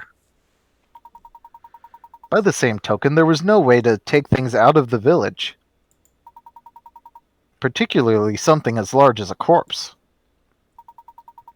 So tell me, Inspector Chelmy, when did you actually set foot in St. Mystere? And furthermore, what did you do with Simon's remains? Grrr. While we're on this subject, I have one more nagging question that I haven't been able to figure out. How is it that you knew about the key to the tower we discovered? Yep, there we go. When we happened upon that key, there wasn't a soul in the area save for Luke and myself. Furthermore, I have spoken of what we found there to no one. There's no conceivable way you could have known about this key. Unless, of course, you were spying on us from the shadows when we picked it up.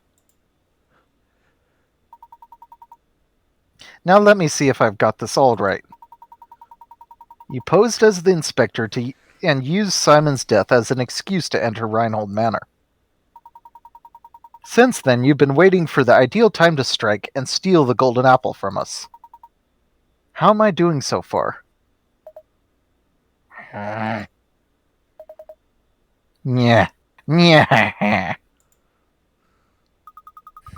What's so funny? This is no laughing matter. I'm just astounded how despicable I find you, Layton. But that's exactly why you're worthy of being my archenemy. Oh, here we go. Oh, okay.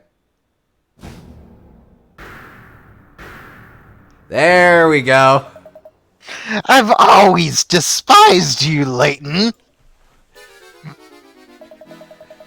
I thought I'd be able to crush you once and for all here in St. Mystere. But that will have to wait, since you saw through my disguise. You haven't caught on yet, but St. Mystere hides a secret of epic proportions. When I imagine a dimwit like you trying to unravel the mystery, I just have to smile. My business here for the day has come to an end, so I'll be off now. So wait, is he basically just Swiper? Yes, that's exactly what he is in every game. The moment you point him out, he's like, okay, well, I'm a bounce. But listen closely, Layton. Never forget how close you came to being bested. I don't think it was at all close. One day, I, the great Don Paulo, will rain my vengeance down upon you. And on that fearful day, you will beg for an umbrella and a raincoat, perhaps even some galoshes. Okay.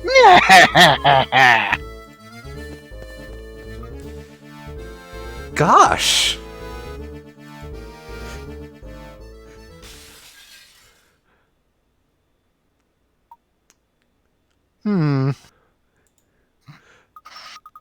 I guess he's gone. Do you know who that man was? Don Paolo is his name. I've heard stories of him.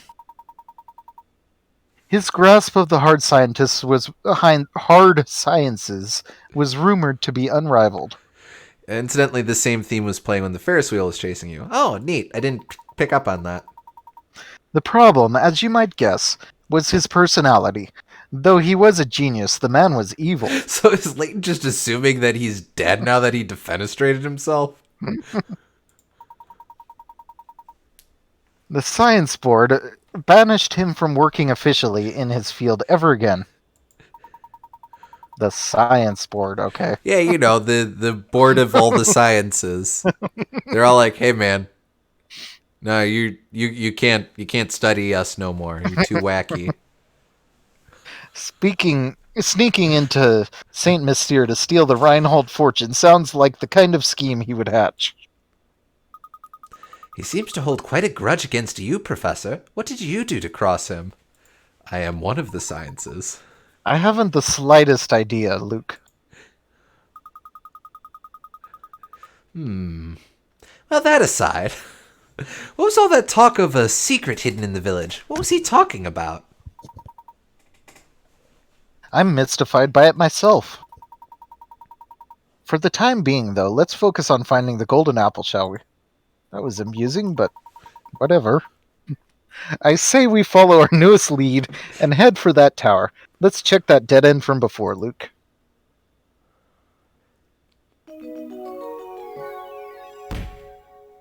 So yeah, Don Paolo shows up in every game, and it's like he always is. He always affects the plot, but is never super important to the plot. Ah, okay. Well, that's kind of fun though. Just a completely tertiary villain. Yeah. And we have finally solved a mystery.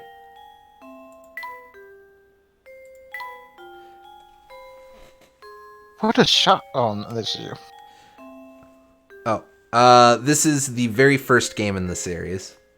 Yeah. What a shock! Who could have imagined that Don Paolo, self-proclaimed archenemy of the Professor, was posing as the Inspector in an effort to steal the Reinhold fortune? The true Inspector Chelmley never set foot in Saint Mystere, and is probably at home in London enjoying tea and sweets right now. We'll check out the journal a little bit later. Just want to build up a couple of these. Wait a tick. Layton seems to have swapped out hats there. Right. I guess we didn't use too many hint coins. Gotcha, so it's sort of a joke that Don Paolo acts like he should already be known to us. Seems like it, yeah. Yeah. He's a very self-absorbed, and he has a inflated ego, and he thinks he's more important than... He fashions Layton as his rival, even though Layton's barely aware of who he is. That's cute.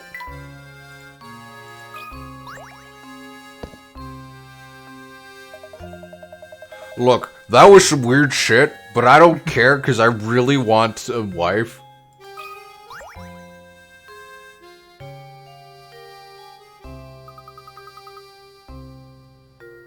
Her, I'm however. simply shocked at this turn of events. Who could have guessed that we had an imposter in our midst? He had me completely fooled. But you saw right through him, Professor. I might say, I'm quite impressed with your cunning. I ask you now to put that brilliant mind of yours to work again, and set out in search of the golden apple. It would be my pleasure, madame. By the way, are you feeling all right? You look a bit pale.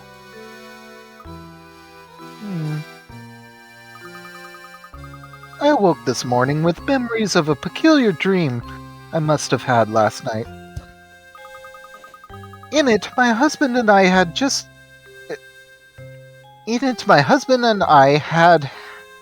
had a brand new baby girl, and oh, how everyone fawned over her. The next moment, Suddenly, I was in a park walking hand in hand with my young daughter. With your daughter, you say? Now, why would I have a silly dream like that? These past few days have really been quite draining.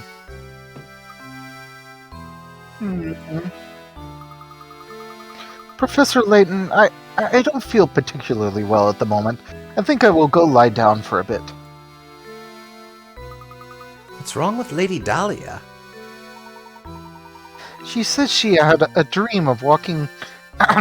she said she had a dream of walking the park with her young daughter.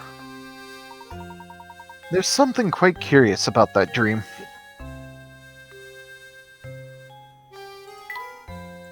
Well, let's go snoop.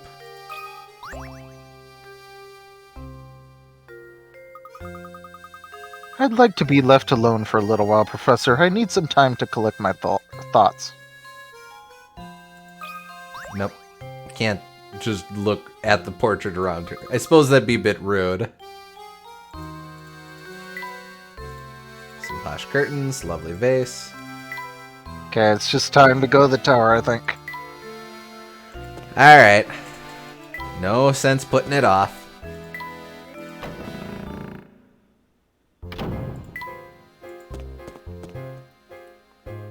You don't have anything new, do you? I You were there doubt for we that. got- I doubt there'd be any new puzzles, because it's not a new chapter.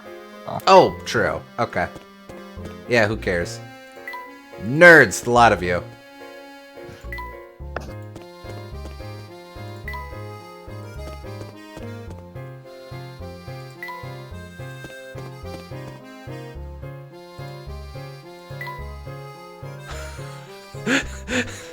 Sorry to trouble you, ma'am. Immediately cranes his neck around her to look at the framed photo behind her. It's a dead end, no two ways about it. Maybe there's another pathway to the tower hidden around here. I'd argue we've come to exactly the right spot, Luke. What do you mean by that? Look right there, Luke. There's a small indentation in the wall where one could place a small object. Oh, so this must be... Yes, this curious indentation is no doubt the spot indicated in Baron Reinhold's note to Archibald. Okay, wait. Wait. Sorry. Well, if the hole is like that, then it's like a button that they're pushing with the key, or is there like some sort of tumbler inside of the wall? Yeah, I guess there's some sort of brick tumbler in there. Seems very easy to pick is all I'm saying. Luke, I never told you this, but I have a minors in chucksterism. Time to send you up there. Alley-oop? I'm willing to wager that if we put this in there and give it a turn...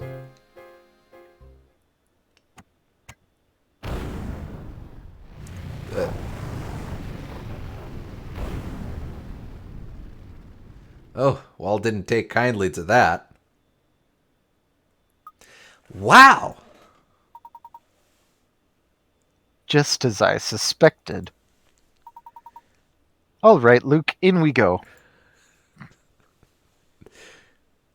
The tower's secret. A path to the tower has been found. Scale the tower and solve all the mysteries of Saint Mystier. Figured out the key. Yeah, we'll go ahead and save. I'm guessing this is the point of no return.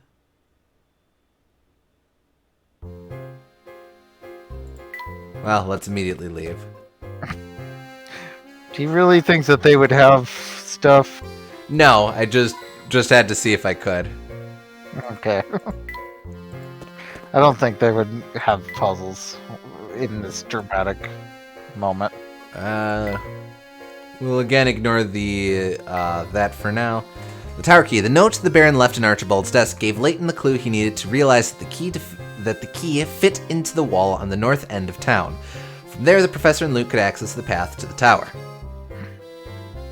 Chat wants you to talk to Martha, so sure. Easy enough to do.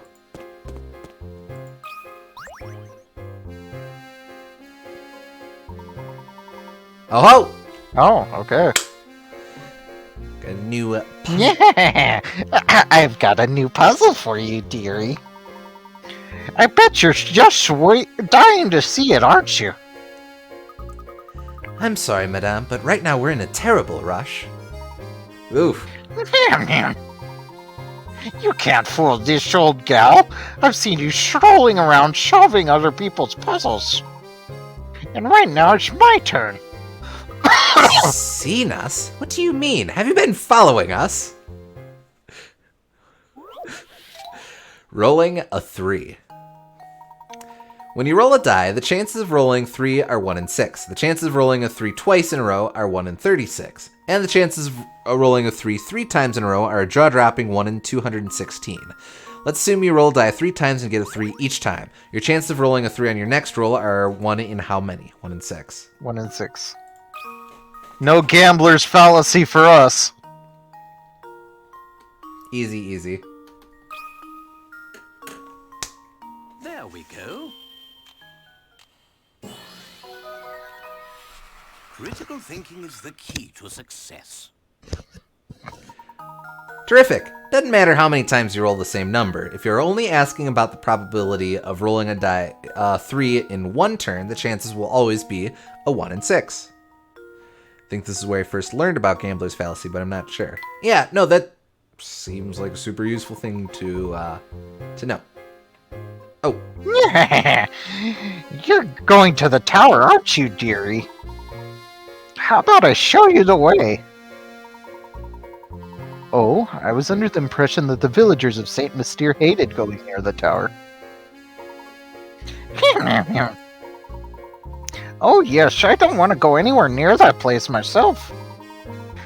Though I suppose I could make an exception for a strapping man such as yourself, oh yes? Professor, we should really keep moving.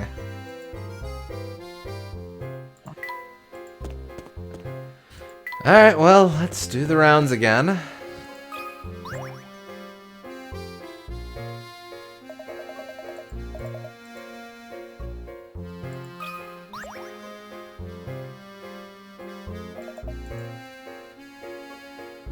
I doubt they would have more. It's probably just her, yeah. Okay.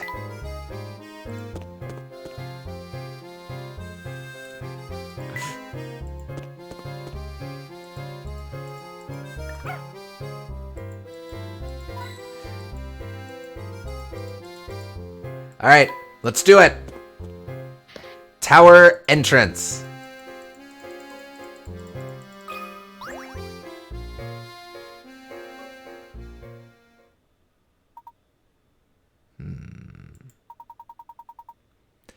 Yep, it looks like you've solved at least 75 puzzles.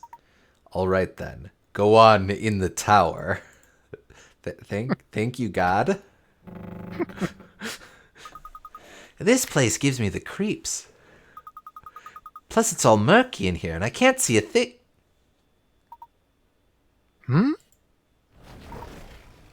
Oh my. Uh-oh.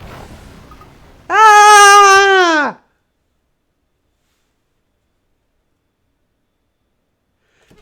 You died.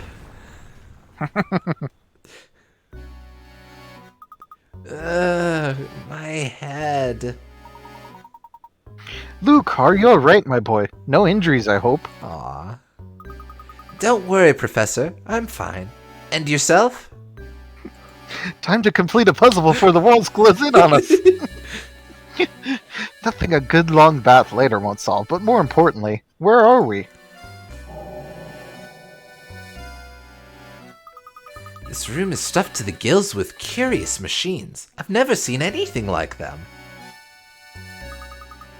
What do you suppose they do? What in the world? Look over there on the wall, Professor. My word! There are views from all over town displayed here. Don't they almost look like blueprints? And what's this? Almost every villager's name is on this wall. Professor, what if somebody is using this place to keep an eye on what's going on in Saint Mystere?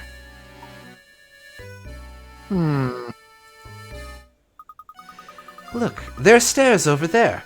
Let's get out of here. This place gives me goosebumps.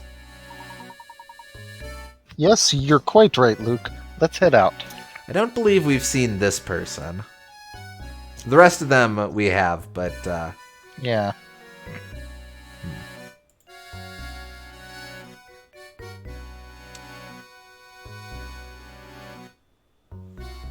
The puzzle isn't related to the walls closing in on them at all. Layton is just insistent on solving it first. well, of course. Oh, what's this notebook? Did you find something interesting? A puzzle, perhaps? Maybe not a puzzle, but this notebook looks like someone's been using it as a diary. Just a little longer now. Soon this village will complete the task it was designed for. I've waited so long for this day, but as it comes closer, I feel a little lonely. I hope that... It will complete what this village was designed for? Oh, hey, we made it! There Yeah, we go! we're in the game. Now, whatever the hell it's designed for, we'll have to see. I hope that, at the very least, the young mistress finally finds happiness at the end of all this. You know, I was waiting for a Curious Village title drop, but I suppose I should have really been waiting for a Designing 4 title drop. This poor journal looks like it's been through a lot. All the pages are terribly frayed. I bet all the scraps of paper we found in the village came from here.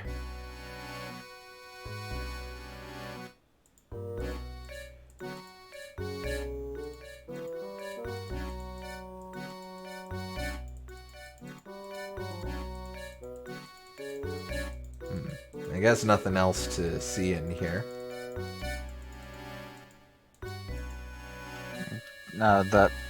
What about that? Those controls? I don't think you click those. Oh. Nah, don't look like nothing there. Okay. Ah well. Oh, hello. What's this? You!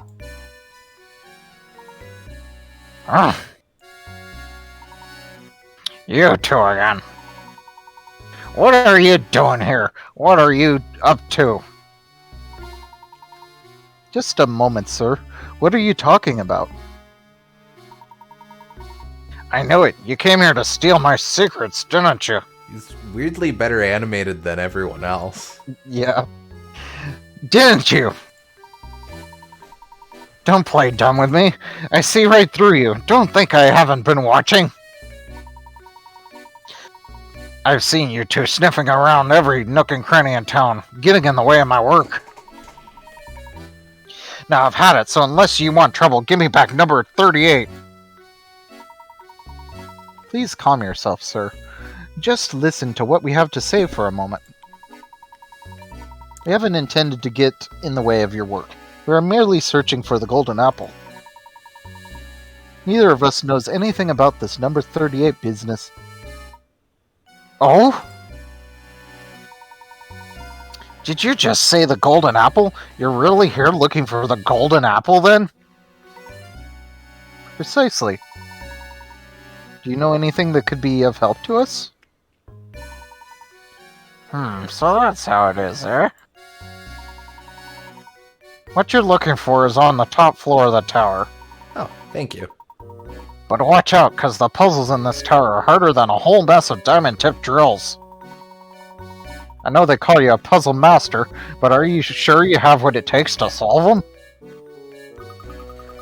Now why would you go and tell us something like that? I bet you just want to set us up to walk right into some sort of trap.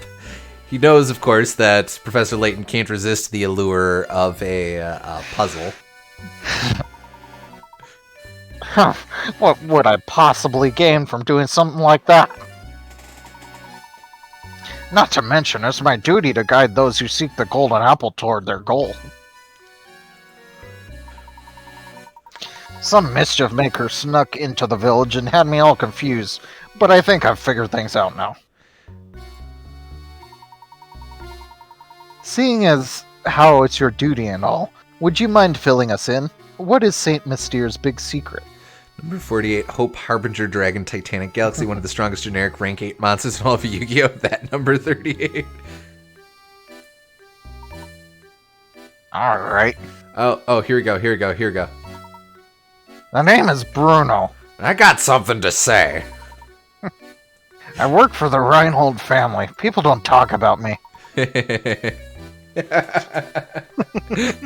that works at multiple levels, okay. For some time now, I've managed Saint Mystere from up here in the tower.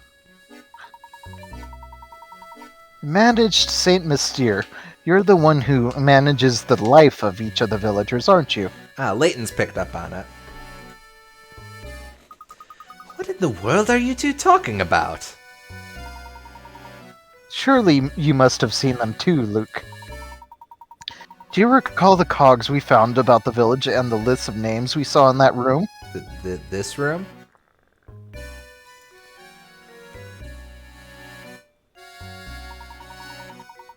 All the villagers in Saint Mystere are robots created by Bruno. Yeah, okay. What do you mean the villagers are all robots? In other words, the inhabitants of Saint Mystere aren't human, but are intricately constructed machines. Okay, so, I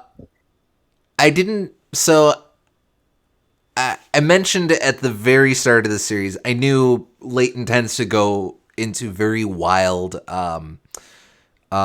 solutions or answers to its mysteries.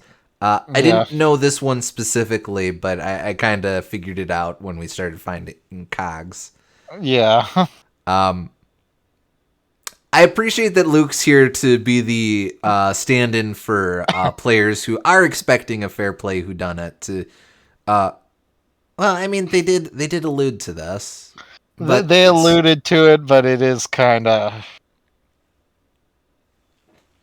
It breaks the Nox's Decalogue, the whichever one's about the science, complicated sciences. I think that's 3 or 4. Yeah, but and like, not everything has to be fair play. It's just a bit wacky given how much everything else in the game is about logic and thinking stuff through. Yeah, it just kind of, I don't know.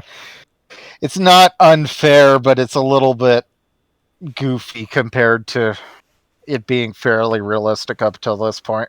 Yeah. When you eliminate the impossible, whatever remains is obviously false. It was, in fact, the incredibly convoluted impossibility. In other words, the inhabitants of Saint Mystere aren't human, but intricately constructed machines. They're robots, my boy. I have to say, I'm astonished that anyone could build such elaborate machines in this day and age. And this one is less stupid than the other two I've experienced, so... I know what it is in the second one, and yeah. Uh-huh. I won't say it in case we get there and people are going through these in order, but yeah. Yeah. You must be quite the engineer, sir. Oh, aren't you a sharp one? I never imagined you'd figure out so much of the mystery by yourself. What do you mean, sir? What do you mean, sir? Saint Mystere isn't a real town, Luke. It was constructed by Bruno and the late Baron. How am I doing so far, Bruno? You're right on the money. Master believed that one day, an heir worthy of his fortune would come forward. He had me build the city and all who dwell within it to prepare for that day. Then he hid his greatest treasure, the golden apple, away in the top floor of this tower. I was ordered to protect it with my life. Until the person arrives who can solve the puzzle of the golden apple, I will continue to protect it. Remarkable. I'm impressed at how far Baron Reinhold went to protect his treasure. It's not just any treasure, mind you. The golden apple was the Baron's most precious treasure. Who's the weirdo on the left up there? Oh, that's Stashenstein, isn't it? No, I think the one below that. Oh, well that's... Carl. I don't know who that is. Carl the Pincer Bot.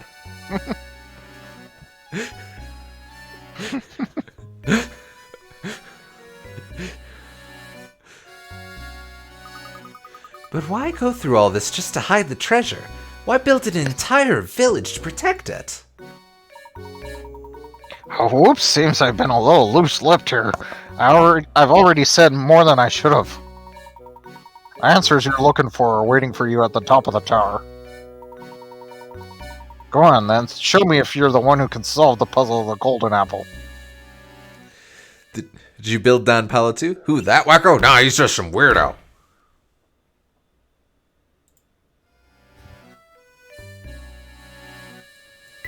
We will go ahead and check out those Saint Mysteries. Small cogs recovered by Layton and Luke came loose from Simon and Raymond when they collapsed. The cogs, along with the mysterious disappearances he observed around the village, convinced Layton that all the villagers in Saint Mystere were robots, as one does.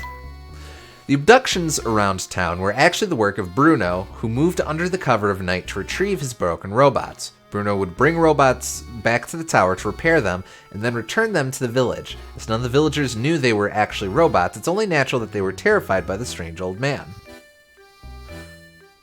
There's some existential horror there. Yeah. We'll go ahead and go through the journal entries, since I'm guessing, yeah, we're going to be wrapping these up pretty quick. En route to the mansion, we ran into that shawled girl again. I meant to ask her many things, but she vanished moments after she appeared. She stayed just long enough to warn us to stay away from the tower. Arriving at the manor, I noticed something peculiar about Matthew's expression today. Why has the inspector called us here? Behind the vinyl mask, the man who had posed as the inspector all this time was none other than the brilliant scientist Don Paolo. It seems he too was after the Reinhold fortune. He alluded to some larger mystery at work here in the village, and I'm fairly certain I know which one he means. Using the key we found beneath the waterside shack and the note in Archibald's desks, we have managed to open a path to the tower. I am relieved that we have finally made true progress in our investigation, but this is no time to revel. What mysteries await inside? And last page. After a bit of tumble, we came face to face with the man who abducted Ramon. The man, Bruno, laid out the bare truth for us. This town was, as I suspected, constructed from the ground up. Now I am certain that the treasure we seek waits for us at the top of this tower.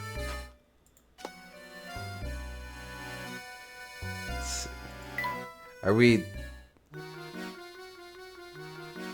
Okay, I guess we're still building our in the robot. After encounter with Temple, hey everybody, it's puzzle time! Yeah,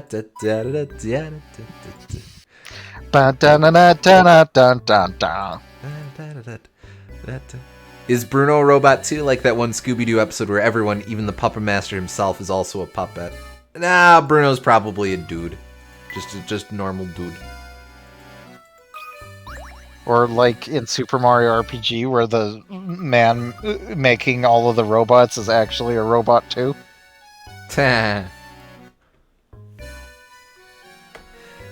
Professor, look, the stairs are barred off. Aha! This must be one of the puzzles Bruno warned us about. It does look quite difficult. This is perfect timing, my boy. I'm in the mood for a puzzle with some meat to it. I'm tired with all these namby-pamby puzzles. Get the ball out, 4. No one cares about 3. This perplexing door has a device on it that contains a small red ball in the upper left corner. If you guide the ball to the hole in the lower right, it looks like the door might open. Slide blocks out of the way and move the ball to the hole. The shortest possible route involves 21 moves. Alright, well, a real course, but to swoons stuff like that. So then I can move this, that, there. Nope.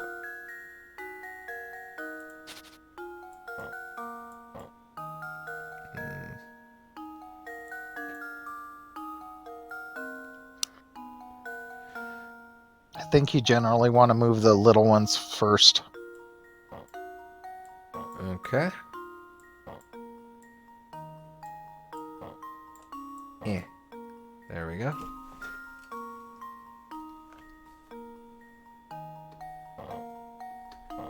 No, don't move that. Yeah, I suppose there's no point, huh? Yeah.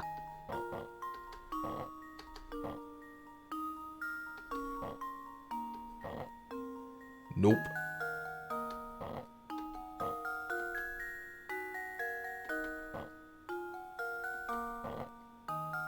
Nope. Wait.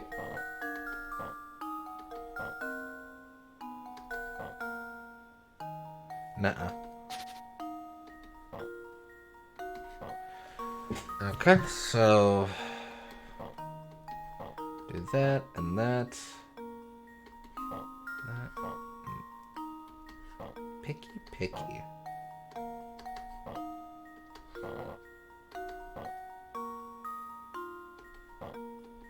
There. We solved the mystery. No,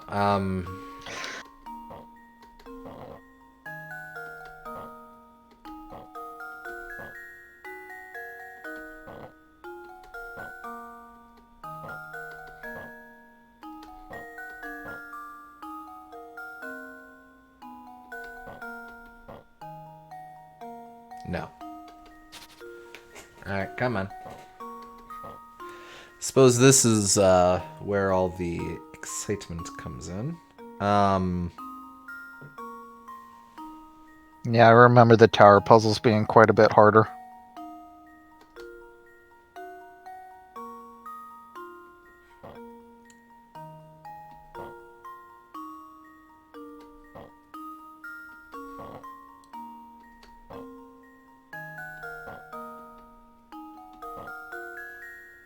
Nope. I wouldn't restart every time just because even getting a little bit is progress. True. Okay, so now I have to remember what I was doing before.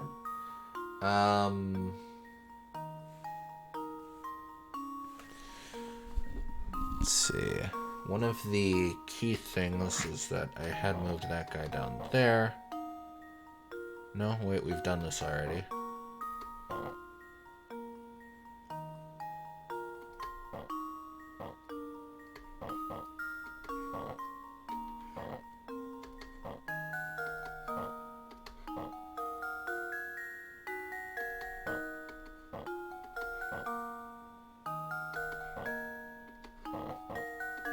Oh, wait. No. You had something here? Move it all the way up. Now move the blue one out of the way. This one? Yeah. And again.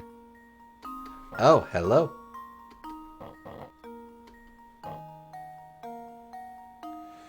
Okay, so then if we do that, we can hide him here and no one has to know what he's done.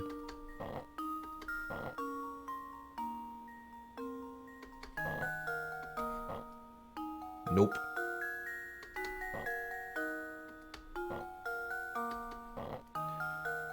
Still.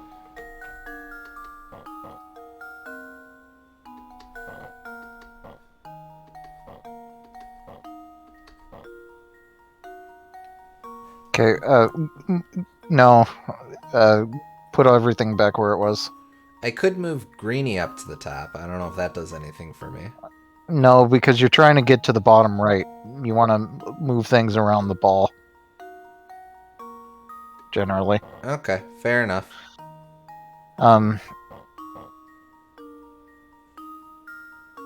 Yeah. Move that up. Now move the purple all the way up too. Now I'll see if you can move that around and do something like that. Nope.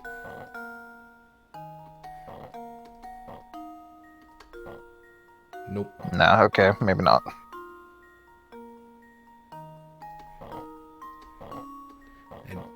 I do want to see what we get if I Yeah, okay. do that. Yeah, you're right. Heh. Nice. Luke, here's my answer. That'll do. Every puzzle has an answer. Well done. Were you able to get the ball to the hole without shuffling too much back and forth? If you had to move the ball lots of times to reach the goal, don't worry. Figuring out how to get to the goal in the fewest moves possible is an interesting puzzle in itself. There we are. Come on, Luke. We must press on. All right, lead the way, Professor. Say, Professor, there's something that's been on my mind for a while. Oh, what is it, Luke? When the crank for the bridge was stolen, we were sealed in the village along with Don Paulo. It could be just me, but I feel like this wasn't just a coincidence. Somebody planned it. But who? Ha ha ha. Well, Luke, I don't have any direct evidence of it, but I'd wager that it was Bruno's doing. Bruno. But why in the world would Bruno do something like that? Do you remember what he said? It's his duty to show the way to those who seek the golden apple. But naturally, Bruno had no idea what kind of people would come to St. Mystere seeking that treasure. It's likely he trapped us in the village to buy himself some time to evaluate who we were. He wanted to see if we were worthy of the secret. That's terribly presumptuous of him, don't you think? How could he think either of us were bad people? He doesn't even know us. Ha ha ha, who knows how Bruno saw it, Luke? I'm certain he was just being careful. After all, Don Paulo managed to sneak in with us. Bruno probably had his hands full and needed time to see what kind of people had entered the village. Oh, that reminds me, I want to ask about that too. Luke, we really should get started here. You can ask me your next question while we're climbing.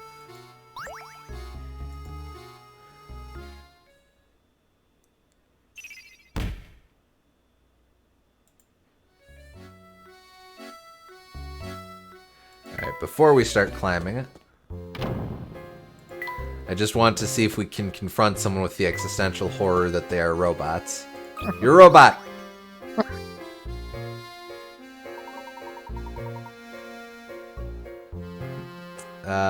Pretty sure that's the same as... Oh, that's not the same as before. Yeah, so you want some company to go with you to the tower? Some feminine company? No, thank you. I think we're just fine as it is.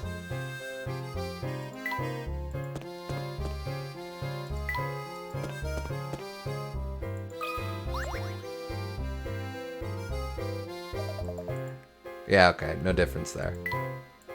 Enough of that. Out, out, out, out, out, out, out, out, out.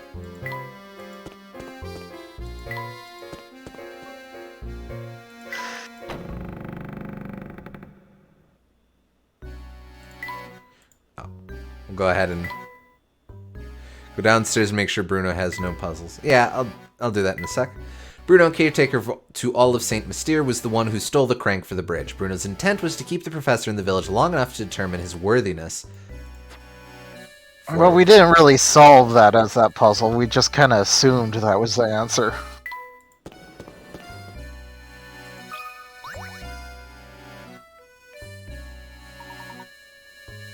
I have work to do now. For that matter, so do you. Shouldn't you two get to climbing? The top of the tower's a long ways up. Go on off with you now.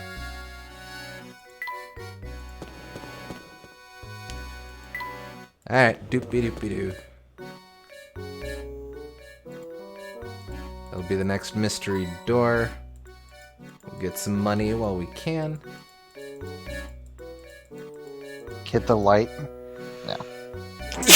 Excuse me, sorry. Nope. Oh, I get it, he's better animated than the rest because he's a human, not a robot, so they're more stiff in movement. Probably, Potentially. yeah. Alright, let's see this next one. Aw, not another locked door. Whoever built this tower must enjoy watching people suffer. Well, my boy, are you just going to stand there and complain about it? Yes! No! Leave this puzzle to me. A magic square. You need to solve this magic square in order to proceed. A magic square is a set of numbers organized in a square so that adding any string of 3 numbers is reach the same total. 1 and 2 have already been placed on the square for you. Complete the rest of the square to open the lock. Now this is going to be along the lines of what we were saying before. Yeah. Let's see.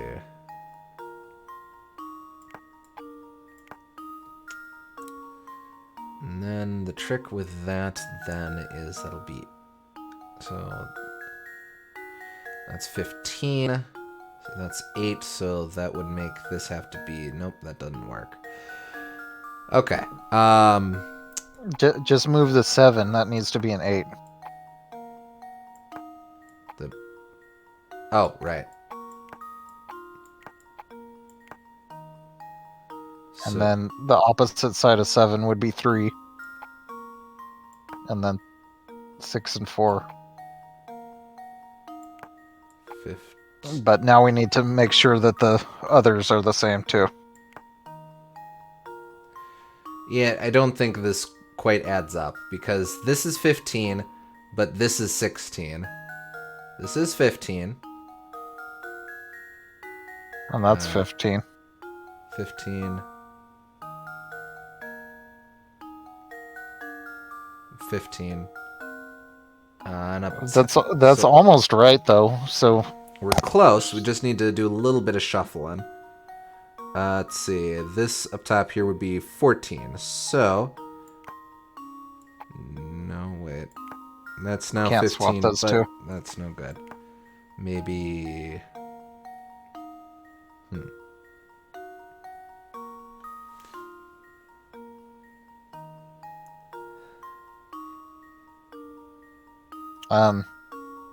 Okay, so swap 4 and 3, and then also swap 6 and 7. How's that?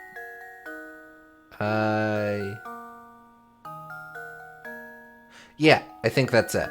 Because Yeah. that'll be 15, 15, 15, 15, 15, 15. 15 and a 15. Okay. Well, here's my guess. Yeah. Professor, I've solved it. Excellent. Any 3 numbers aligned horizontally, vertically, or diagonally should add up to 15. Magic squares have been around for thousands of years. The earliest record of magic squares dates back to 650 BC in ancient China. I got it! The door's open now! Good show, Luke. So what was it you were asking me earlier? I'm all ears now. Layton just needed I his just puzzle wanted to fixed. pace out the mystery so that it appears that you're making more progress, as you see. One puzzle at a time. I want to It, know... it benefits the viewers at home. Well, of course. It's more dramatically interesting. I wanted to know when Don Paolo snuck his way into the village. It seems like he followed us here. The only way into St. Mystere is through the drawbridge. Plus, I doubt Franco would let in such an obviously evil character as Don Paolo. Yes, to be honest, I still haven't quite figured out how Don Paolo entered St. Mystere myself. But it seems that after he made his way in, he tried to stay at Beatrice's inn. Alright, so my 2 leading theories are either he pole vaulted into the village or he smuggled himself in the Layton mobile. just hid out in Layton's trunk. Oh, so that's the man who skipped out on his bill. It figures it was Don Paulo. So that Weasel did himself up to look like Inspector Chelmley, snuck into the mansion, and... hold on, when did he kill Simon?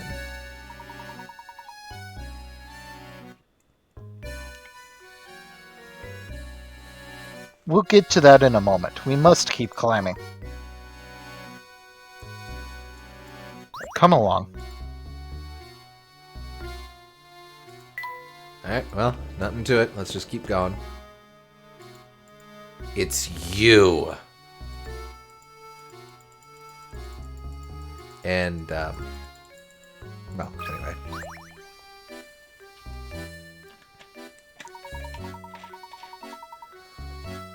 Was it... who? I can't remember who was him. Was I him? I was him. Okay. Ah, konnichiwa, amigos. I am so glad to see other people. I thought I'd be wandering around this place forever. Hey, how did you get in here? There's no way you solved all those puzzles. Je ne sais pas. It just happens. Un momento. I'm wandering the sewers. Next thing I know, I'm here. Oh yeah, I remember him now. Okay. I take it that this isn't the local hotspot my guidebook promised it would be. How curious. So where is it you'd like to go? If you go down these stairs, you can return to the village proper. Just make sure you don't fall into the large hole by the entrance. Ah, Zizi, that should be enough information to get me there. But may I ask for one more favor? All this talk of stairs has reminded me of a nazo I know. Answer it for me, por favor. That counts. Yeah, A okay. nazo is a puzzle. It's a mystery. Take the stairs. You have business on the 8th floor of a 10-story building. It took you 48 seconds to make your way from the 1st floor to the 4th. If you keep moving at the same speed, how long will it take you to reach the 8th floor from the 4th? That's a +1.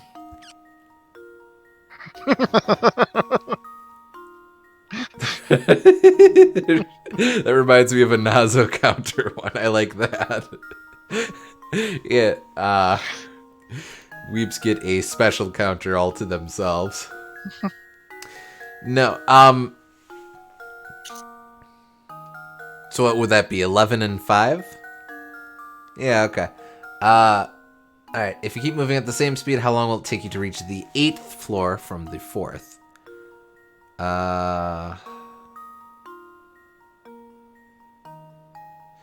Okay, so this is a little sneaky because 1st floor means something completely different between, depending on where you are in the world.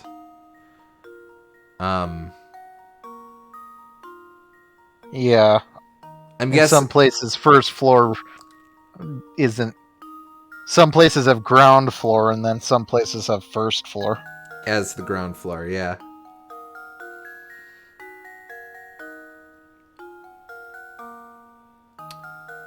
Well, regardless, I suppose it's sort of moot because we're taking it at face value, 1st floor to 4th floor.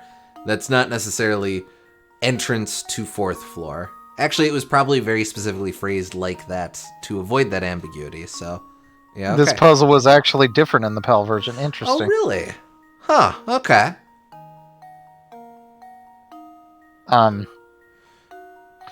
Just be happy that there isn't a 13th floor as part of this puzzle. True enough. Alright, if we keep moving at the same speed, how long will it take you to reach the 8th floor from the 4th? So I would think the trick is that you just do the math. 1st to 4th is 48 seconds, 4th to 8th. The trick is you're going from, assuming constant rate of that it takes you 48 seconds to go up all 3 of those stories. That reduces to You would be 16, I believe. Yeah. Yeah, 16. So 16 times 4 is 64 seconds. Yeah. That kind of feels too easy. I think the trick is recognizing that it's not. Well, let's just punch in 60. Well, they chose 48 seconds so that it can divide by. It can divide either way into 16 or 12, so that makes me think you're right. Yeah. Because 12 is the red herring. 12 per floor. Oh yeah. Okay. Let's see how this is. There we go. Okay. Just a simple math problem. Puzzle solved. You're right. Going from the 1st to the 4th floor means you climbed a total of 3 flights of stairs. Going from the 4th to the 8th floor means you'll have to go up an additional 4 flights of stairs. And this dude's just plumb tuckered out. Grassy! Now I'm ready to go back to the village. What a strange fellow. Professor, do you suppose that man is human? You don't just ask if people are human, Luke. I'm going to take that one too. Bear with me. Oh, that one out of context gets me good. I believe so. He's an odd one, though, isn't he? I've never seen an explorer with such a poor sense of direction. Stranger still is how he entered St. Mystere. I don't think even he knows how he did it. A new mystery. How the hell did this guy enter? Perhaps his presence yesterday was another reason why Bruno felt compelled to hide the crank.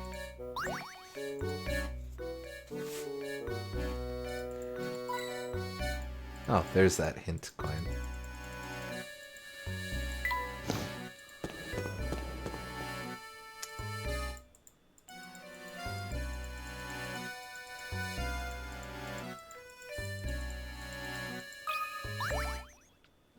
Alright, what do we got? What do we got?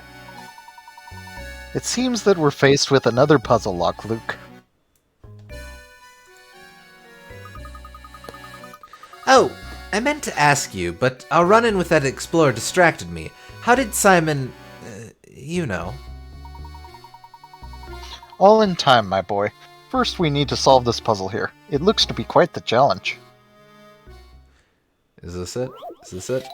Yes! Princess in a Box 1. Tired of leading a sheltered life, this princess is trying to escape her castle. Armed guards, however, are blocking her path. Slide blocks out of the way to move the red one out of the exit to the right. Her freedom depends on you. Can you do it?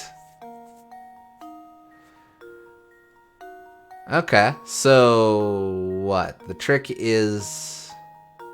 This one's just a bit harder because the box you have to move to the exit is so much bigger. So that does nothing for us. Because then we can't do that. So I assume instead the play is to move the pinkish ones out of the way? The small ones are green, the vertical one is purple, and the long horizontal ones are blue. Oh. Oh, they still look pink to me. Okay. They're like cyan.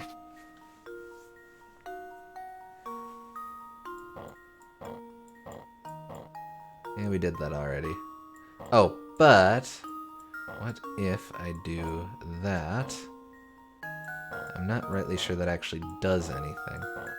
Okay, you can escape now! Flee!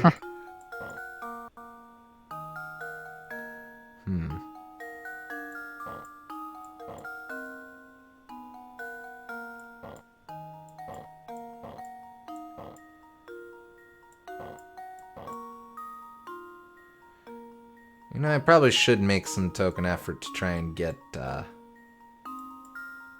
Nah, no. Okay. Yeah, this one's pretty infamous, as for those who don't know. Okay. This first one in particular, or is it just this category of them is tricky? I don't remember. Maybe both.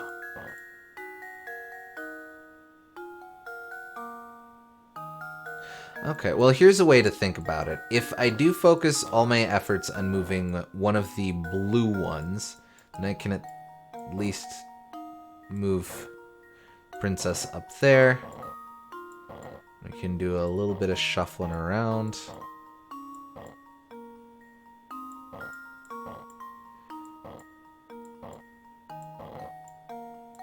No, don't do that. No, don't do that either. See if you can move the purple one out of the way.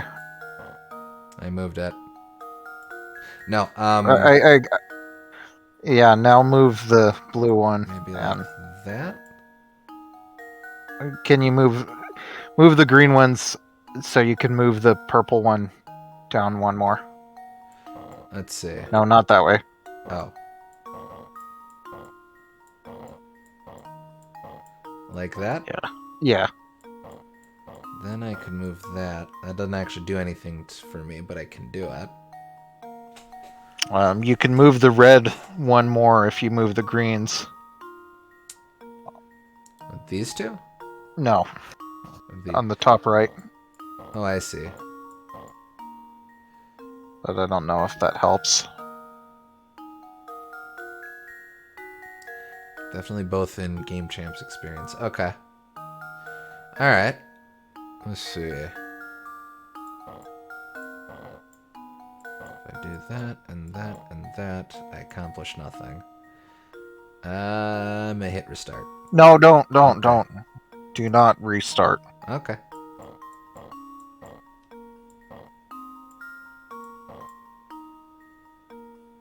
Let's see.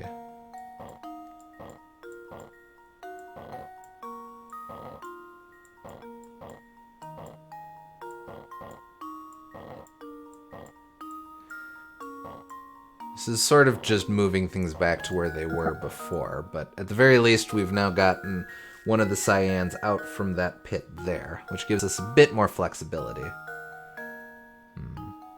Ultimately, the trick is going to be moving this purple behind the princess.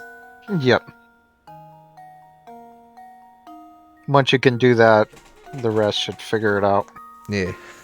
Get your hands the fuck away from that restart button. Fair enough.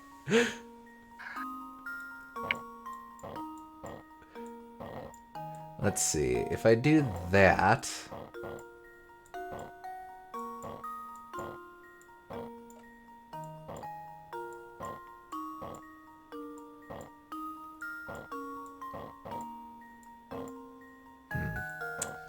Not quite there, but I could at least do that. Wait. Move that back. Here? Yeah, and now scooch that other green one in there so you can move the purple all the way up. No, not that one. Oh. Oh, I see. Haha! I banish you.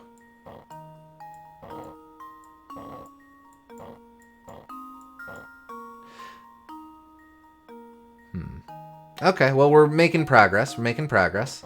So now if I move these there, I can do that. And, Well, you can make like a move all the green ones and then you can move that blue one again. like that? No, not that. Oh, okay. Move all the green ones. No. You said... Move all of the green ones. You moved half of them and then move the wrong blue one. Oh. I should have been more specific. There. Yeah. It does I nothing. just wanted to You're right, it does nothing, but... I hope you're happy. I didn't say it would solve it, but you should still try and do the right thing. You were all like, yeah, man, this'll be the big fat WinRAR. WinRAR? Oh. WinRAR isn't even free software. Okay, we'll move the princess back. That should help. Now,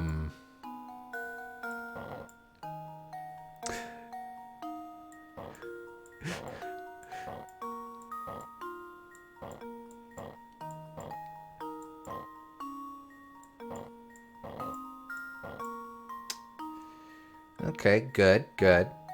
Making headway. Can we... What happens if you move that blue one to the left now?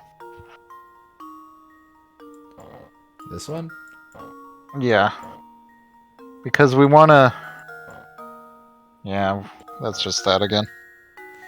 Righto. I'm wondering if maybe I should have done something with that bluey earlier. No, I don't think so. If I could just get purple a little further back. Now, what's a way Yeah, I could... Yep. What you got? Well, I was just going to say that we might see if we can change around purple and the greens. Alright, well, let's see. So I'm going to have to do a little bit of shuffling around.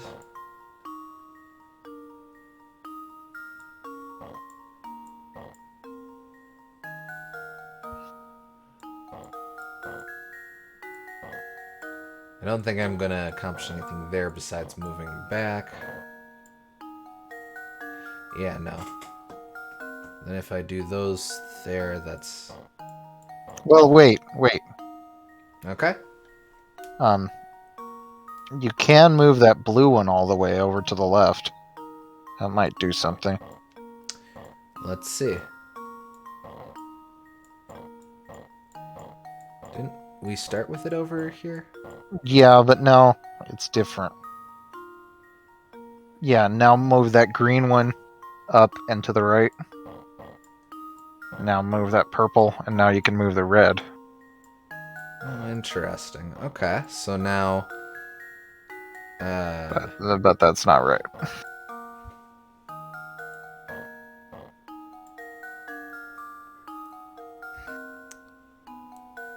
It's just a bunch of trying things out until something works, basically.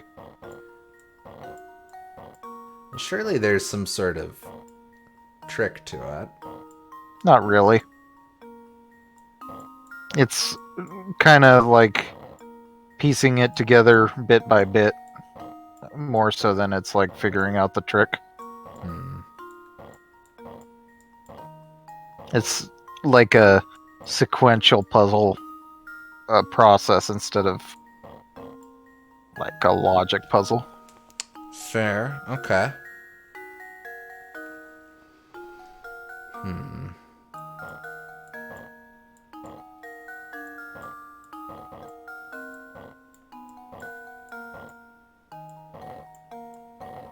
Well, now we're back here.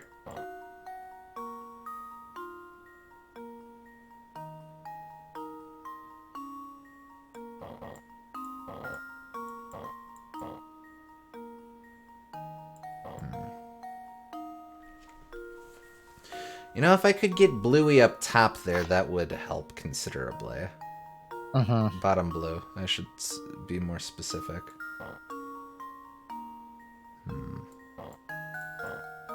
Not really sure how I would do that from this position, though.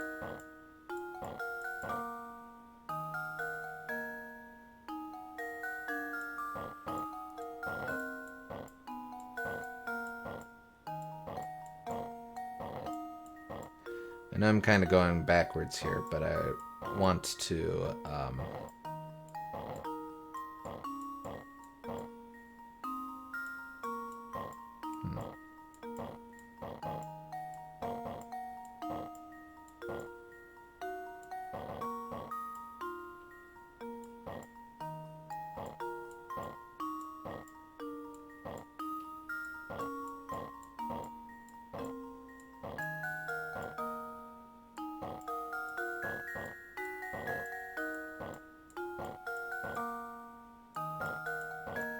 Perfect.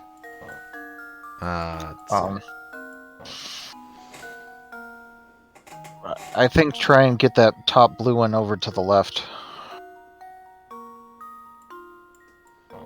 Okay.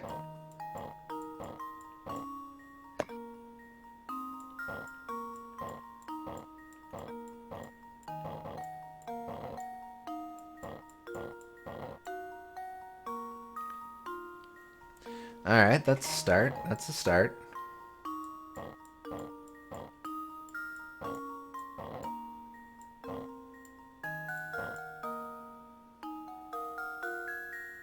Do I dare? Yeah, move the red, and now you can move all these green ones around.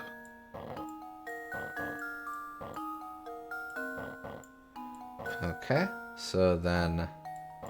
Yeah, and now you got another spot. Okay, I think you're doing it. Nope. Oh, no, not quite.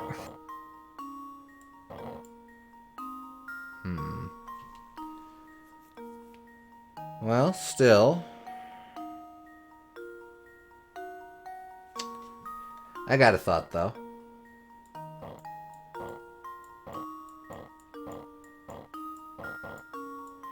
So I am undoing this a little bit because I think if I can cycle around these bits here a bit, that would do me some good.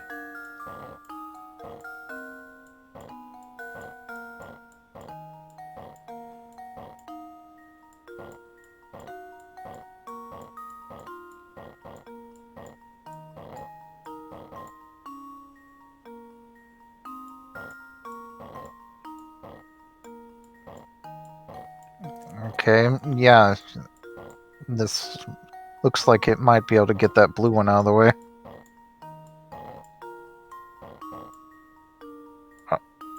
No. Yeah, that works too.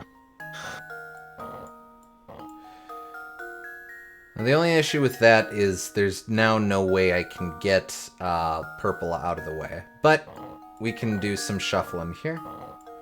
There we go. So now if we play it with it like this...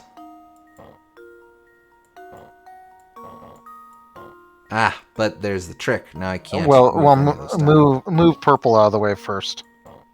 Alright, let's see.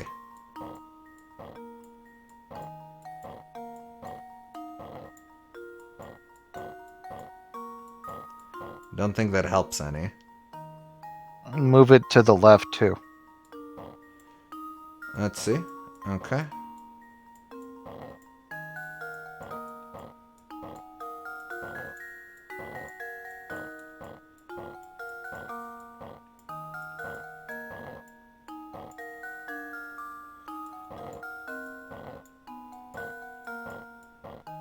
No.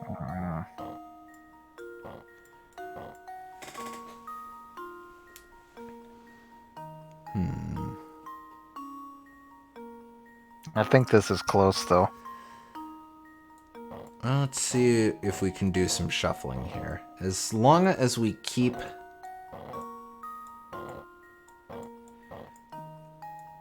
Yeah, actually...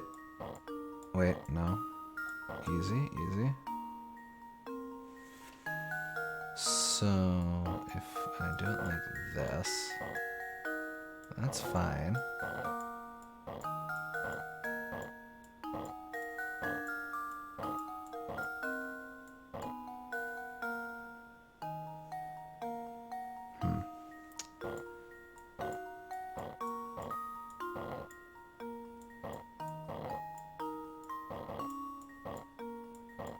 The trick then is to get these guys playing nice. No, not yet, not yet. Well, wait. We do that. Indeed, not yet. So the trick here then is I want both of the blues on top of one another, which I can more closely finagle. Not entirely, though.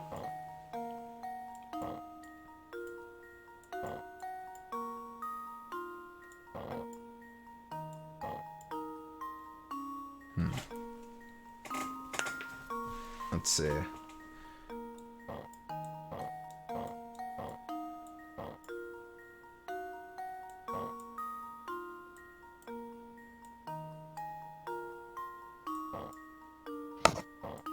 Keep moving this around. Excuse me.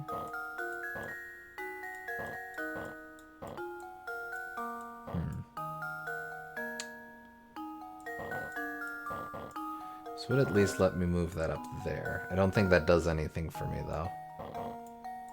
We gotta find a way to be able to move the red thing over twice. One. No, again, no good.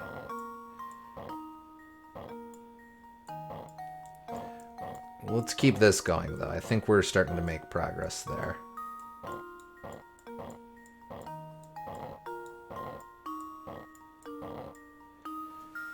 Okay, well, if I can just do that the other way, then we're okay.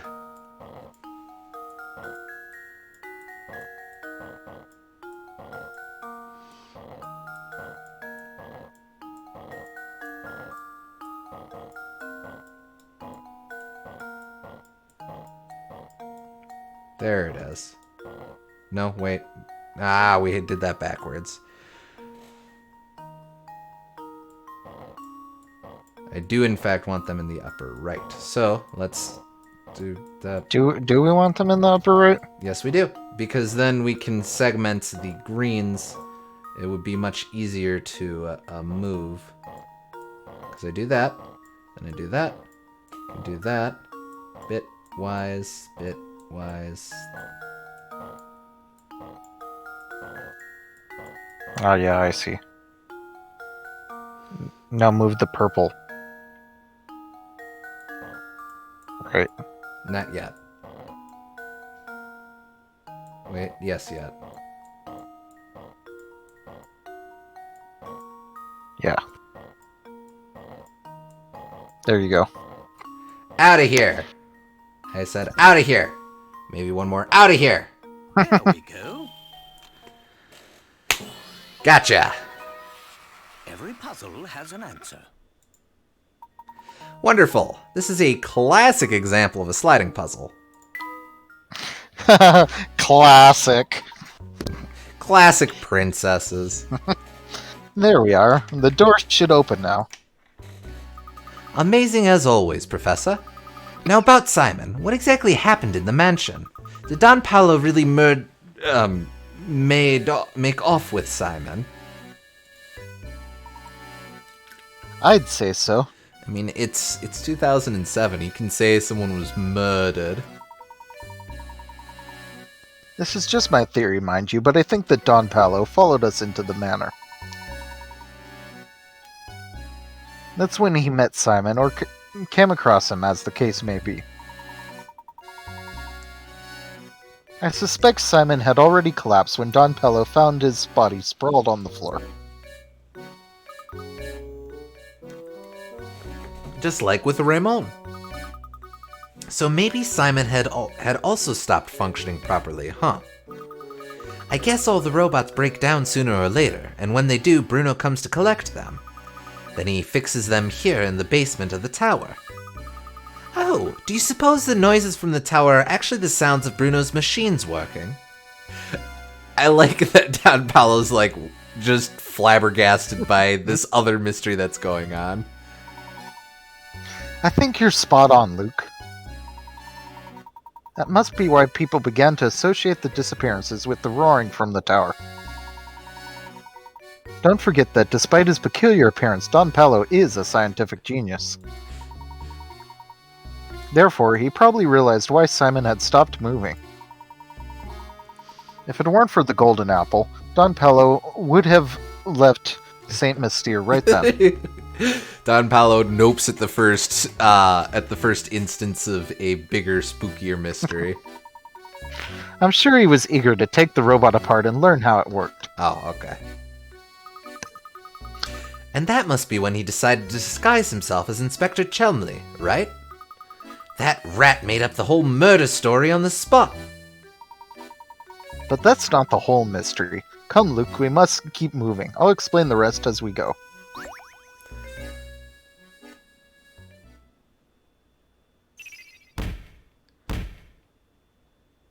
Nice, nice.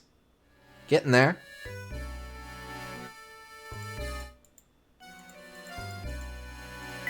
I sort of like this Ganon's Tower-esque finale. Yeah, this is my favorite part of the game, gameplay-wise.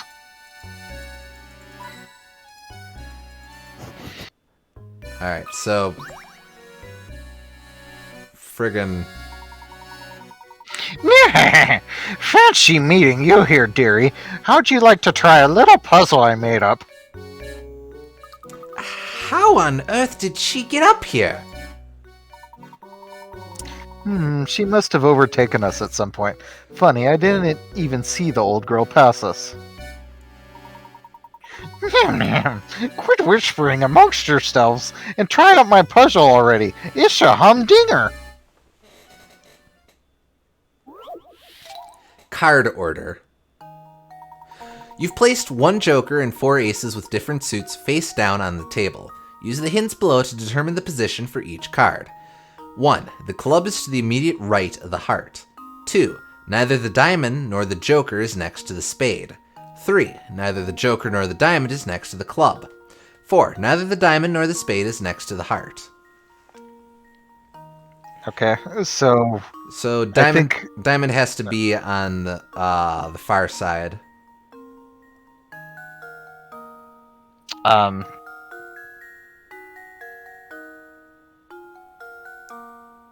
Yeah. But which far side? We'll figure that out in a sec. So Well, let's just start by putting the club down and then the heart down, and then move it around from there. works for me. Okay, so I think the diamond has to be on the far left, because the joker has to be next to it, being the only card that's allowed to touch it. Joker can't be next to the club, nor the spade, so I think that's that. Let me just check. Yeah, I think that's right. Okay. Luke, here's my answer. Easy. Critical thinking is the key to success. Humdinger status not confirmed. Excellent. Only a strong grasp of the principles of logic can get you through a puzzle like this. Yeah. Oh, yes, that's the answer, all right. Well, then I guess I'll be off. Come visit me sometime. Come on and see me sometime. I guess she followed us up here. Well, anyway. So what exactly is this room? I see this configuration and I think any number of 3D platformers where you just have to climb up and like there's a waterfall coming down. This reminds me of the ship in Jolly Roger's Lagoon. Oh, yeah, When it sunk down, and you have to climb up. So, in fact, in a way, this reminds you of a puzzle. Well, that's not really a puzzle. I mean, I guess you have to figure out the order at the bottom, but the main part of it is climbing up after you drain it. Well, there you go. The loud noise emanating from the tower was the whirring of the machines Bruno used to repair the robots of Saint Mystere. It's been several years since the creation of Saint Mystere. Maintenance becomes necessary more frequently as machines age, hence the reports of increased noise at night from the villagers. Ramon's memory. As a robot with several years on him, it was only natural that Ramon would break down sooner or later. He was quickly taken in for repair, then promptly returned to the village, blissfully unaware that he had just undergone a tune-up.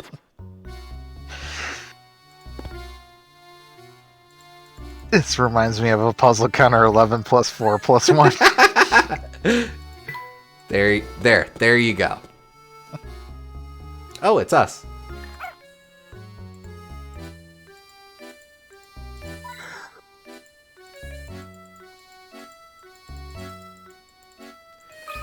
Alright, what do we got?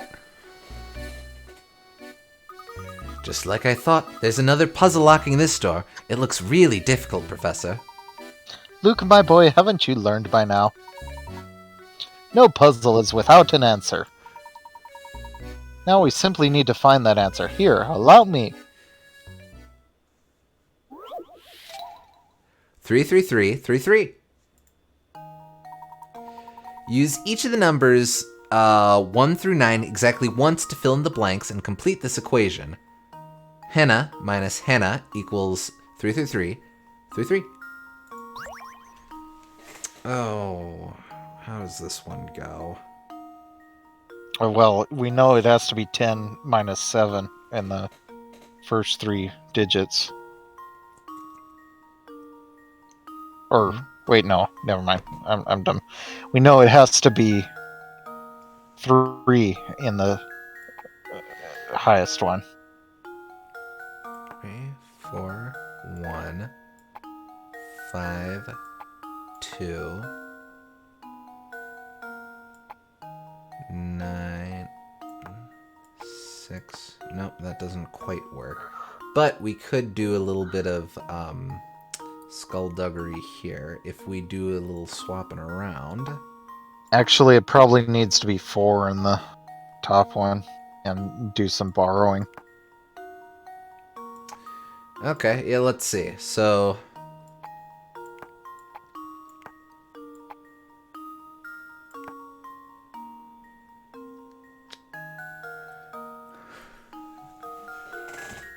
Alright, so we know for a fact that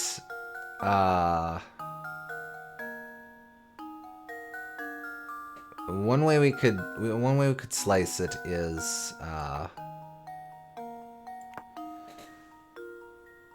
I think the digits. I think the digit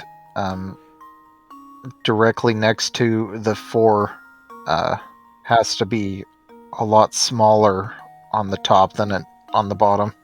yes. So just 1 as an example there. Then we would do 8 down there. Actually, let's move that over here. Because if we do that, you would have to carry the 1. You'd have to borrow the 1 from there, carry that over, which would make this have to be 4, a difference of 4. So then we could do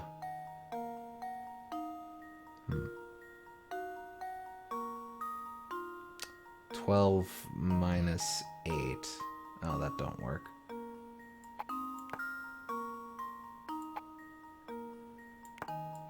I think start with the biggest digits first.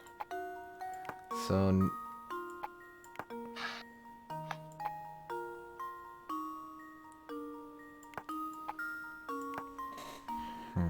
okay, so 9 and what? No. 6. No. That would have to be 2. Yeah. So then if we carry the 1 from that,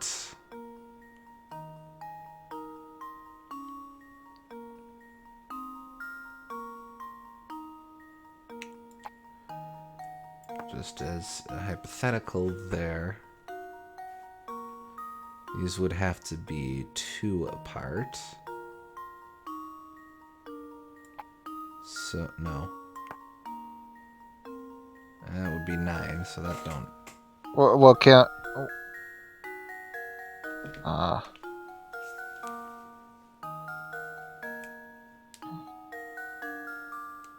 Yeah.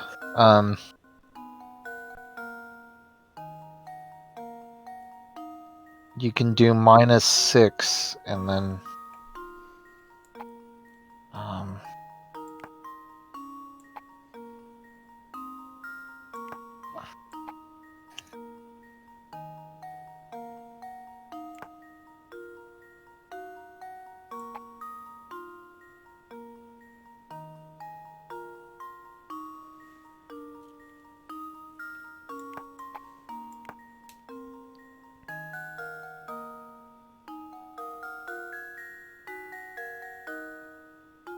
No, that doesn't work. That one would work, though. Yeah, because after you borrow, then that would be 3. Mm-hmm. So then from here...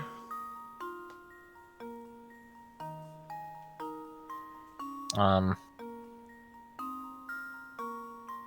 0 isn't an option, so that one is... So that couldn't be that.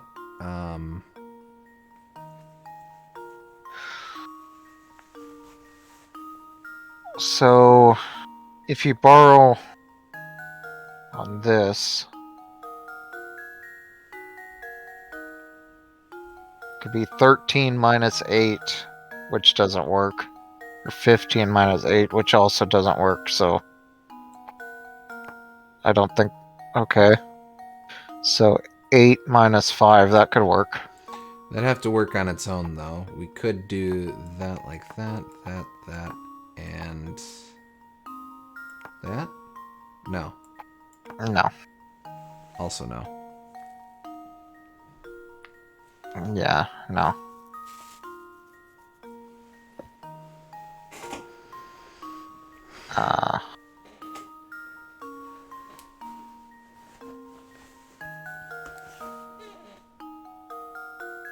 So we're borrowing 1 from the second column, and then we'd have to borrow from the third column, so that means it's a 5 right there. So... And that's a 1. That's no bueno. Yeah. Which means if you switch the 6 and the 8 right now, then that column would work. True. Because it'd be 7 minus 4, but then that doesn't make the rest of it work. True. Like, that would work, but then the 5 is obviously right out. Yeah. Okay. Let's take a different tack here. The first one definitely has to be 4, maybe 3, but probably 4.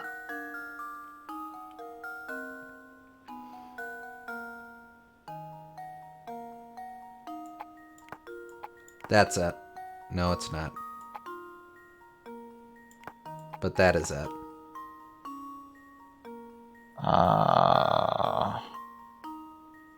Okay, you're borrowing... Yeah, well, I think that's it. 6 minus 3 is 3. 8 minus 5 is 3. 12 you borrow, and that's 3. And then that's 10, and then you borrow, and both of those are 3. Okay. Okay. Theoretically, you could swap around the 1s and 10s as well, but... Every puzzle has an answer. Alright. That's right. There are 2 correct configurations possible. Did you manage to figure out both? Yes, I did. Creativity and persistence, Luke. As long as you have these, no puzzle is beyond your reach. Professor, I was just thinking. Do you remember that picture we found in Lady Dahlia's room? The one of the Baron's late wife, Violet, holding a child who appears to be the young Flora? Of course. That's the one. It's uncanny how much Lady Violet looked like Lady Dahlia. Do you suppose Baron Reinhold's journal entries were talking about Lady Dahlia? Sharp thinking, my boy. I believe it went something like this. The craftsmanship of it is simply remarkable. It reminds me of my sweet Violet when she was alive. That's the one that tipped me off. Professor, do you suppose Lady Dahlia is actually a robot built to resemble Lady Violet? That's entirely possible, maybe even probable, given the circumstances. But if so, what a terribly sad story these entries tell. Do you remember what the next entry said? Flora doesn't like the thing at all. I've seen her run away from it on multiple occasions. Recently, she spends more time playing by dear Violet's grave than anywhere else. I'm sad to say, but I doubt Flora will ever take to it. I can't blame her, as I've changed its memory. I felt terrible forcing that change on Flora, but I just couldn't bear to see it like that anymore. Violet, there can never be another you. You were my first, my last, and my only. The Baron arranged for the construction of a robot for Flora that was identical to his late wife. But living with a machine that was so similar to his wife must have been too much for him. Thus, he decided to change the robot's personality, and so Lady Dahlia was created. As she was originally created as a mother figure, she must have gone through a confusing transition. Professor, do you suppose these robots feel sadness? Honestly, I'm not quite sure. But I have a feeling that each of these robots has something not unlike a human heart. What do you think? I hope that they do. The Matthew looks minuscular. Flora looks like a giant. Matthew's a little guy. He also had to float in order to be on screen before. It's revealed that Lady Dahlia is a robot originally constructed to resemble and behave like the Baron's late wife in every way imaginable. The Baron commissioned the construction of Lady Dahlia as a way to comfort his daughter. Unfortunately, it had the opposite effect. Oh, we're getting so close. We'll just have to keep pushing.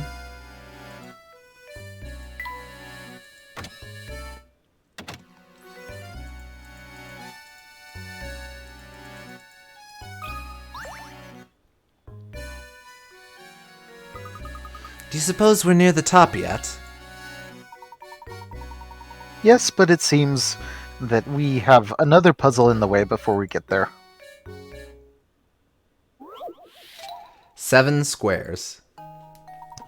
Your task is to draw lines between the pins on this board to form 7 squares. The 7 squares do not have to be uniform in size, but you can only use each pin once. Alrighty then, give it a shot.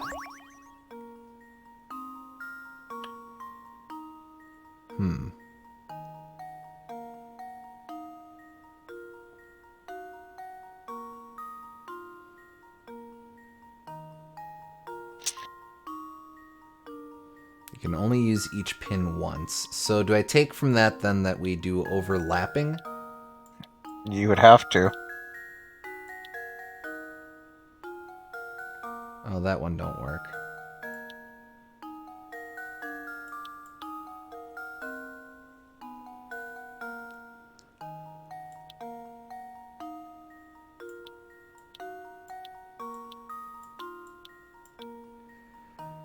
So, alright, so this is an anchor point. We have to use that pin. Yeah, and I don't think you would want to make it bigger than that. Correct. I think in this case we have to do something there as well.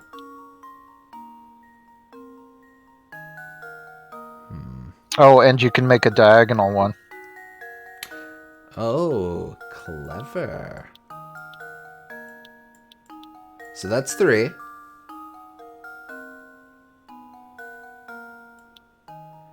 And then just friggin' 4.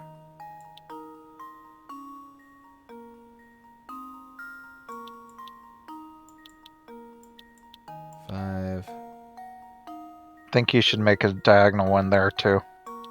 Yeah, okay. So like what? No, not there. On the other corner. Here? Yeah.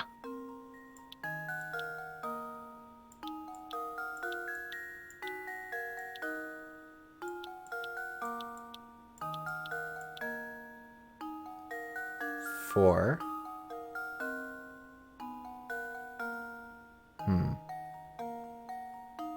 I don't know that that works. Yeah, maybe not.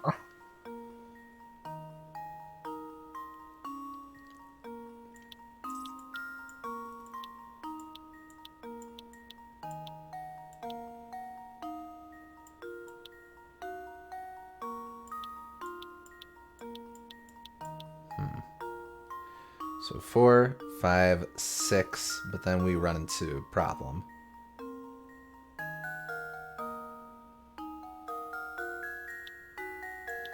We could do Gotta work on making more diagonal ones, I think. Could do a biggish one there. That doesn't really do us a whole lot of good, but it's certainly an option. Yeah, okay. Whoop, hey.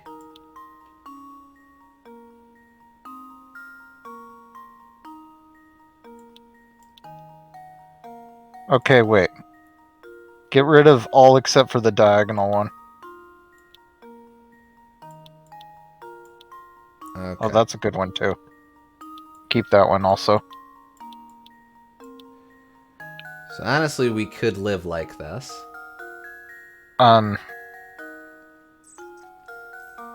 You can make another diagonal one right next to that one, but it would mean that right next to the other diagonal one, but it would mean that it's on the same point as that skewed one that you just made. Oh, I really like that skewed one.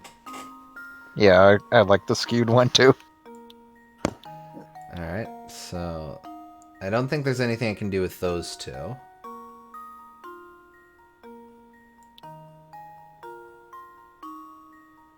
Have to match up with that, and there's no real equivalent there, so that's no good.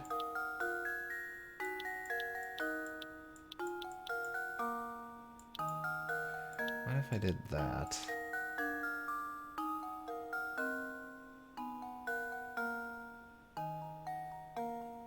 Oh, that would just murder that guy for no good reason.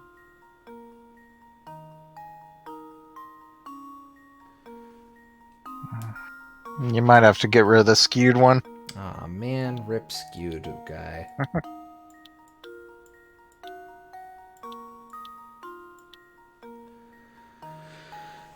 Alright.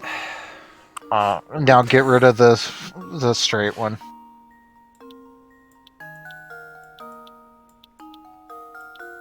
Oh.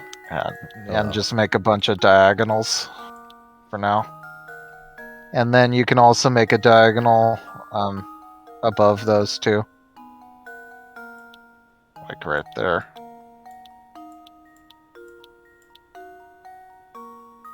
Look, we can't just make all diagonals go. Well, I know, but Mr. Oops, all diagonals. that's 5 of them, though. That is, but yeah,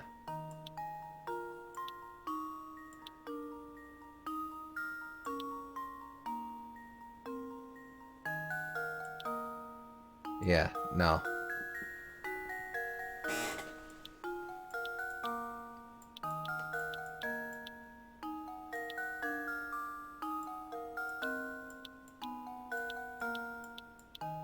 What other skewed ones can you make? Hold on, let me clear out some of this.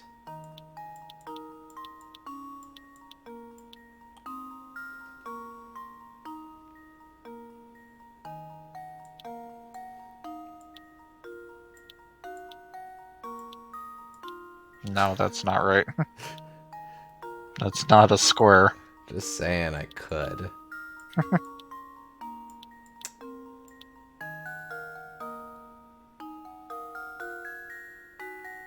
Okay, clear everything and start with the skewed one. Yeah, bring back Mr. Skewed. I forgot how to bring back Mr. Skewed. No, wait.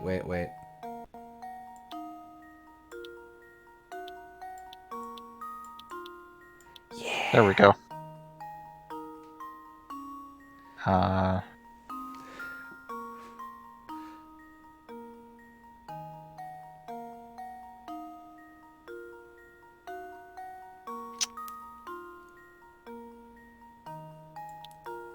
Yeah, that diagonal. Yeah, do that one. Then do the flat one.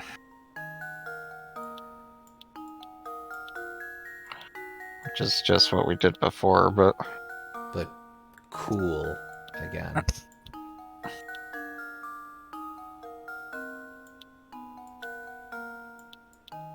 So there's 4. Okay, that's good.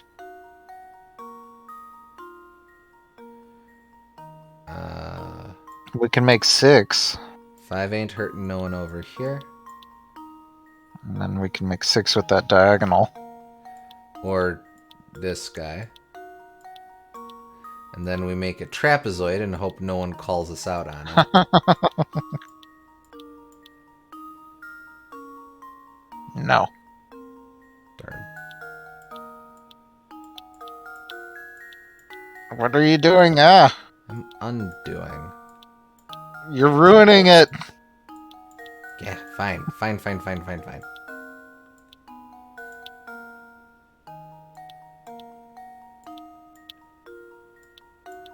So picky. Jeez Louise. Yeah, no, I just obliterated you from existence. Jeez Louise. Okay. So 6. Get rid of that small one you just made.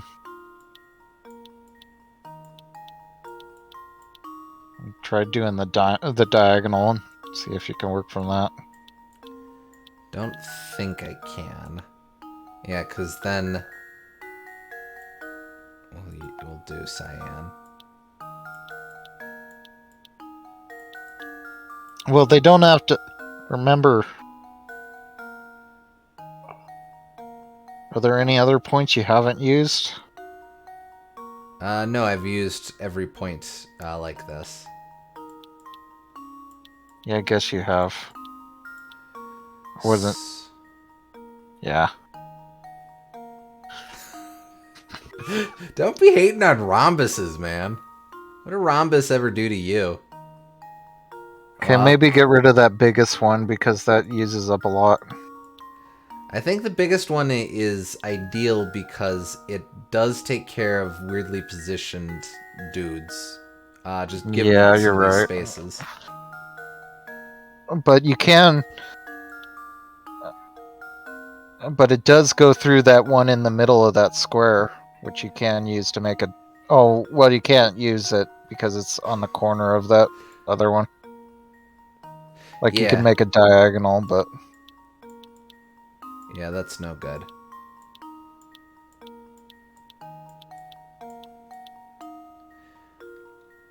Unless, of course, we accept the loss of that. Except I don't think we can do that because we need to use... I don't think there's any other way we can use that particular spot. Just yeah. the way things are oriented. Yeah, there's... yeah, Wait, you can't no. do anything. Wait, that works. Is that a square? A little drunk, but it's a square. Yeah, I guess it is. Oh, but then we have to get rid of diagonal there.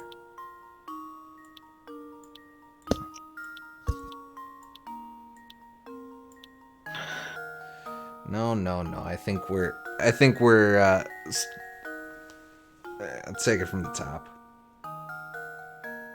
Starting to lose track of the things that matter most here.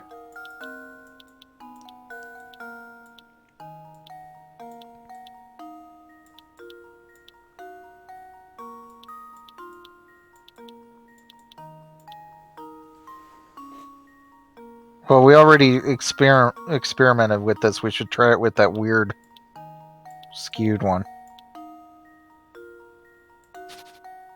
Okay.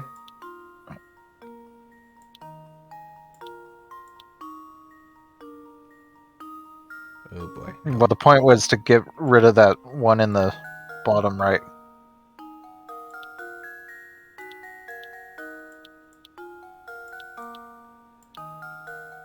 Yeah, there you go. Okay. So then we could do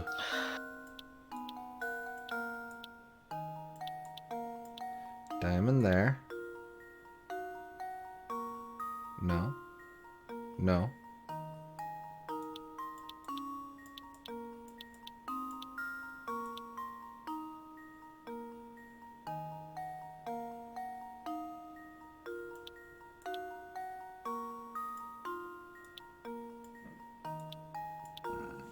Excuse me, sorry.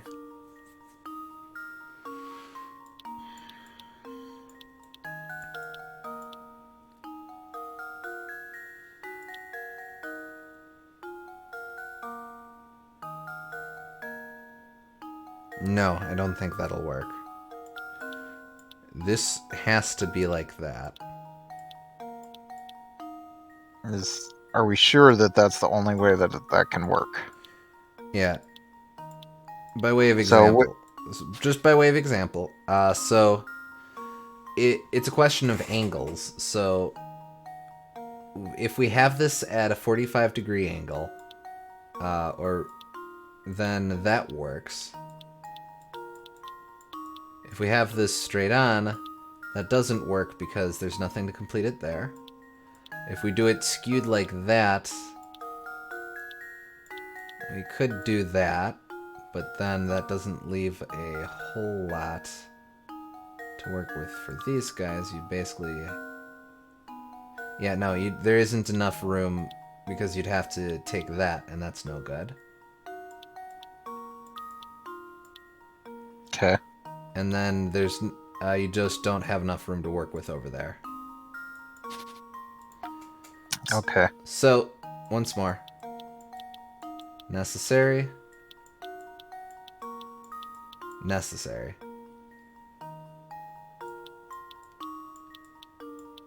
Maybe necessary?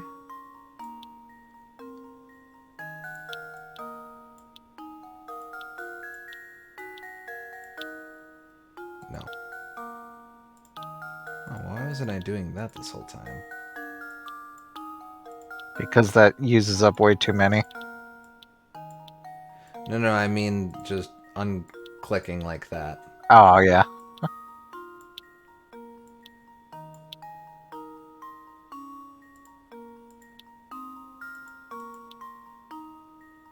Persnickety, jeez Louise.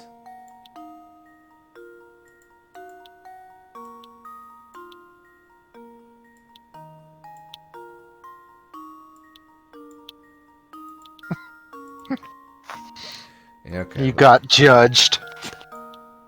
Oh man, can't believe that was the first one to get got.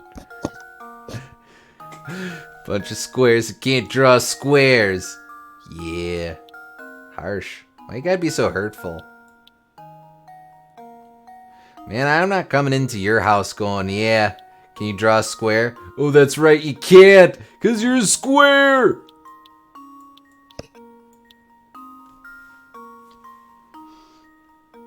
So I'm just saying.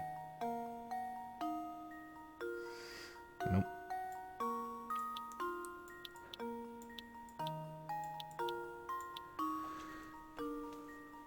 Oh yeah, I added a couple of things. And we lost one.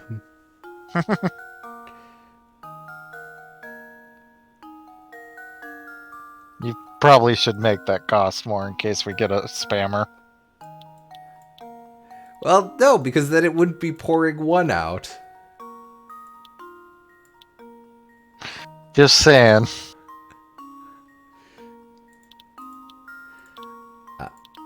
I can futz with it as needs be, but yeah.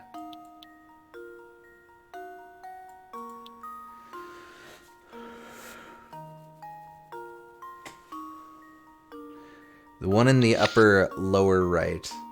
Oh boy. Upper lower right. You're gonna have to be more specific than that.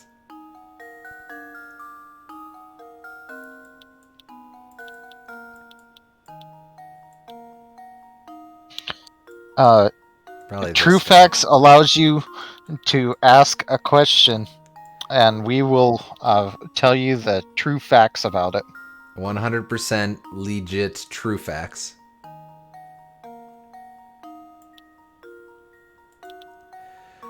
The lower right. That's above the other. Oh, this one. So, like, no. We could do that, but we ran into that adventure before, and look where that got us. Try a hint. Yeah, okay. Most of the squares you make will be tilted 45 degrees to the side, and their sizes will vary. Start by looking for pins you can connect to create squares at a diagonal. Okay, so I was right. Most are diagonal. And if they vary, then that means that there's going to be a big diagonal one. Not that one.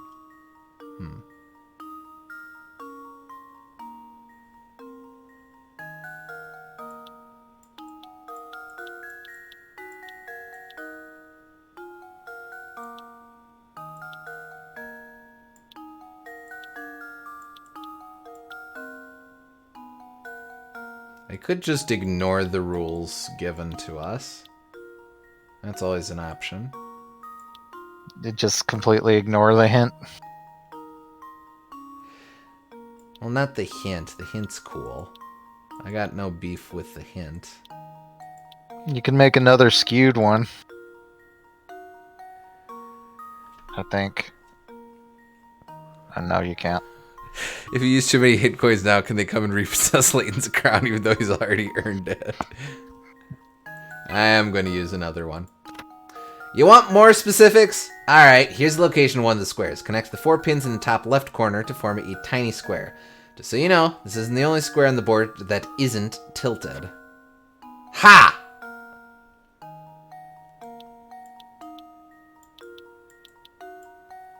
I feel like we've accomplished something here today. I think someone is tilted.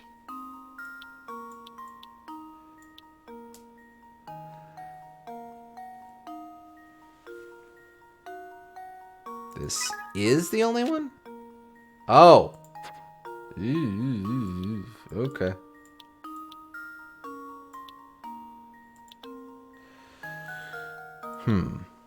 Okay, well, if that's the only one that is tilted.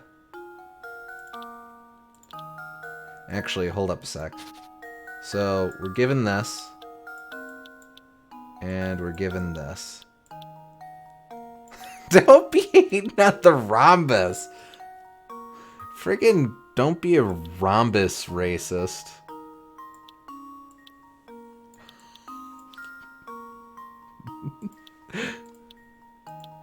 No, okay.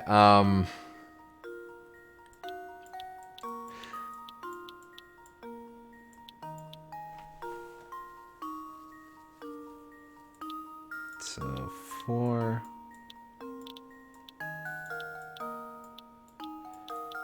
5, and then I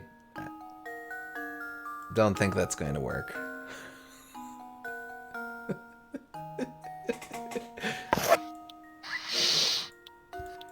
This one feels like one that must exist. It really makes you feel like a square.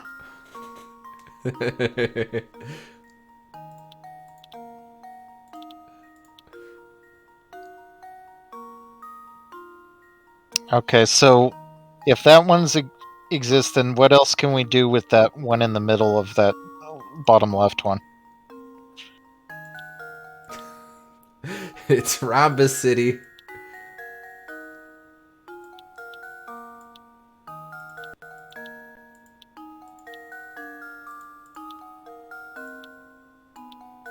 Rhombosity zone?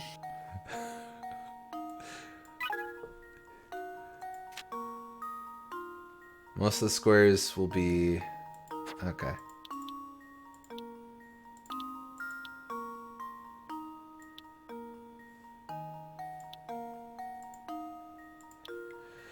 Holy shit, the word Rombi unlocked a forbidden memory deep within the recesses of my mind. Does anyone remember Zumbinis? I never actually played that, but I am aware of the Zumbins. Yeah, same. Zombiskis. It's on Steam, I know that. Try looking for pins.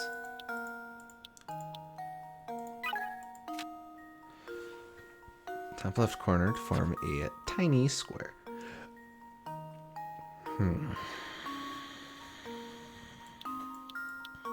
Yeah, all of the humongous entertainment are on there too.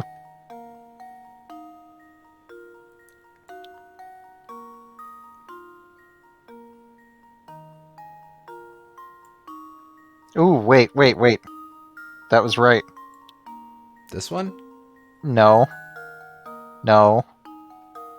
No. No.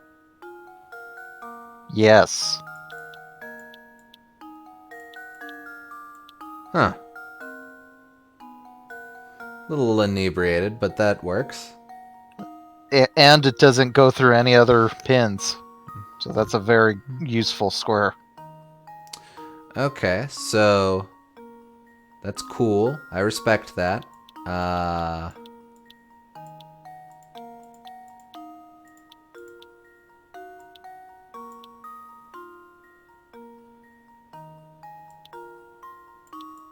And there's 5. And I don't think that's gonna play out for us. I could do this.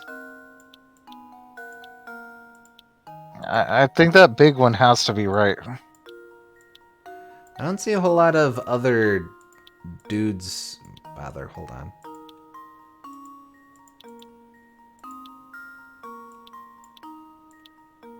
So we got 5. Let's figure. there. So what can we do with the bottom right pin? Nothing. Only stuff I can work with is in this range. That one could work, maybe. Okay, so then I connect to that, and then I connect there. Okay, so maybe you're the dumb, smelly jerk. I mean, there's 1, 2, 3, 4, 5, 6, and Oh, 7. there it is. That's it. Got it. You did it. Luke, here's my answer. There we go. Critical thinking is the key to success. That's right, tracking down all those tilted squares was pretty fun, wasn't it? Now we're free to keep climbing. You know, it's very odd how this tower is simply huge and yet there's almost nothing inside of it. Yes, quite. Other than Bruno's room in the basement, the whole place is rather bare. Perhaps that is why Bruno's machines make such a racket. This tower is like a giant megaphone. But why would anyone want to construct such a big purposeless tower, Professor? It's exhausting to climb this thing. Ha! Did you ever consider that this tower might have been built for the express purpose of exhausting us? This is just another one of the many trials that have been set out for seekers of the Golden Apple. Gosh, that makes perfect sense. Maybe that's also why the tower looks so scary on the outside.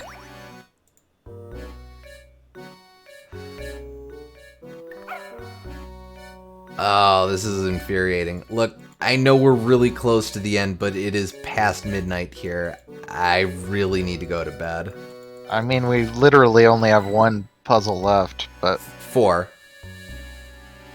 You're forgetting 4? that... Yeah, you're forgetting that it would count 3 from... Are you sure? Pretty sure. Yeah, because if we look at the puzzle index, it counts these guys. Or it counts the ones from the mecha house. Okay, yeah, you're probably right then. Yeah, I notice we have... Go down. We're missing 118 and also 120, so... 118, 120, and 115 from the looks of that. Yeah, so we would probably get those before we would get the ones numbered at the end. SG points out you do have all the bonus puzzles left to do no matter what. So Yeah, I know we were going to save those for the end, but looks like we'll save the rest of these for the end as well. Yep. So we're really close. No doubt in my mind we'll be able to clear it next time. But I just do need to get going.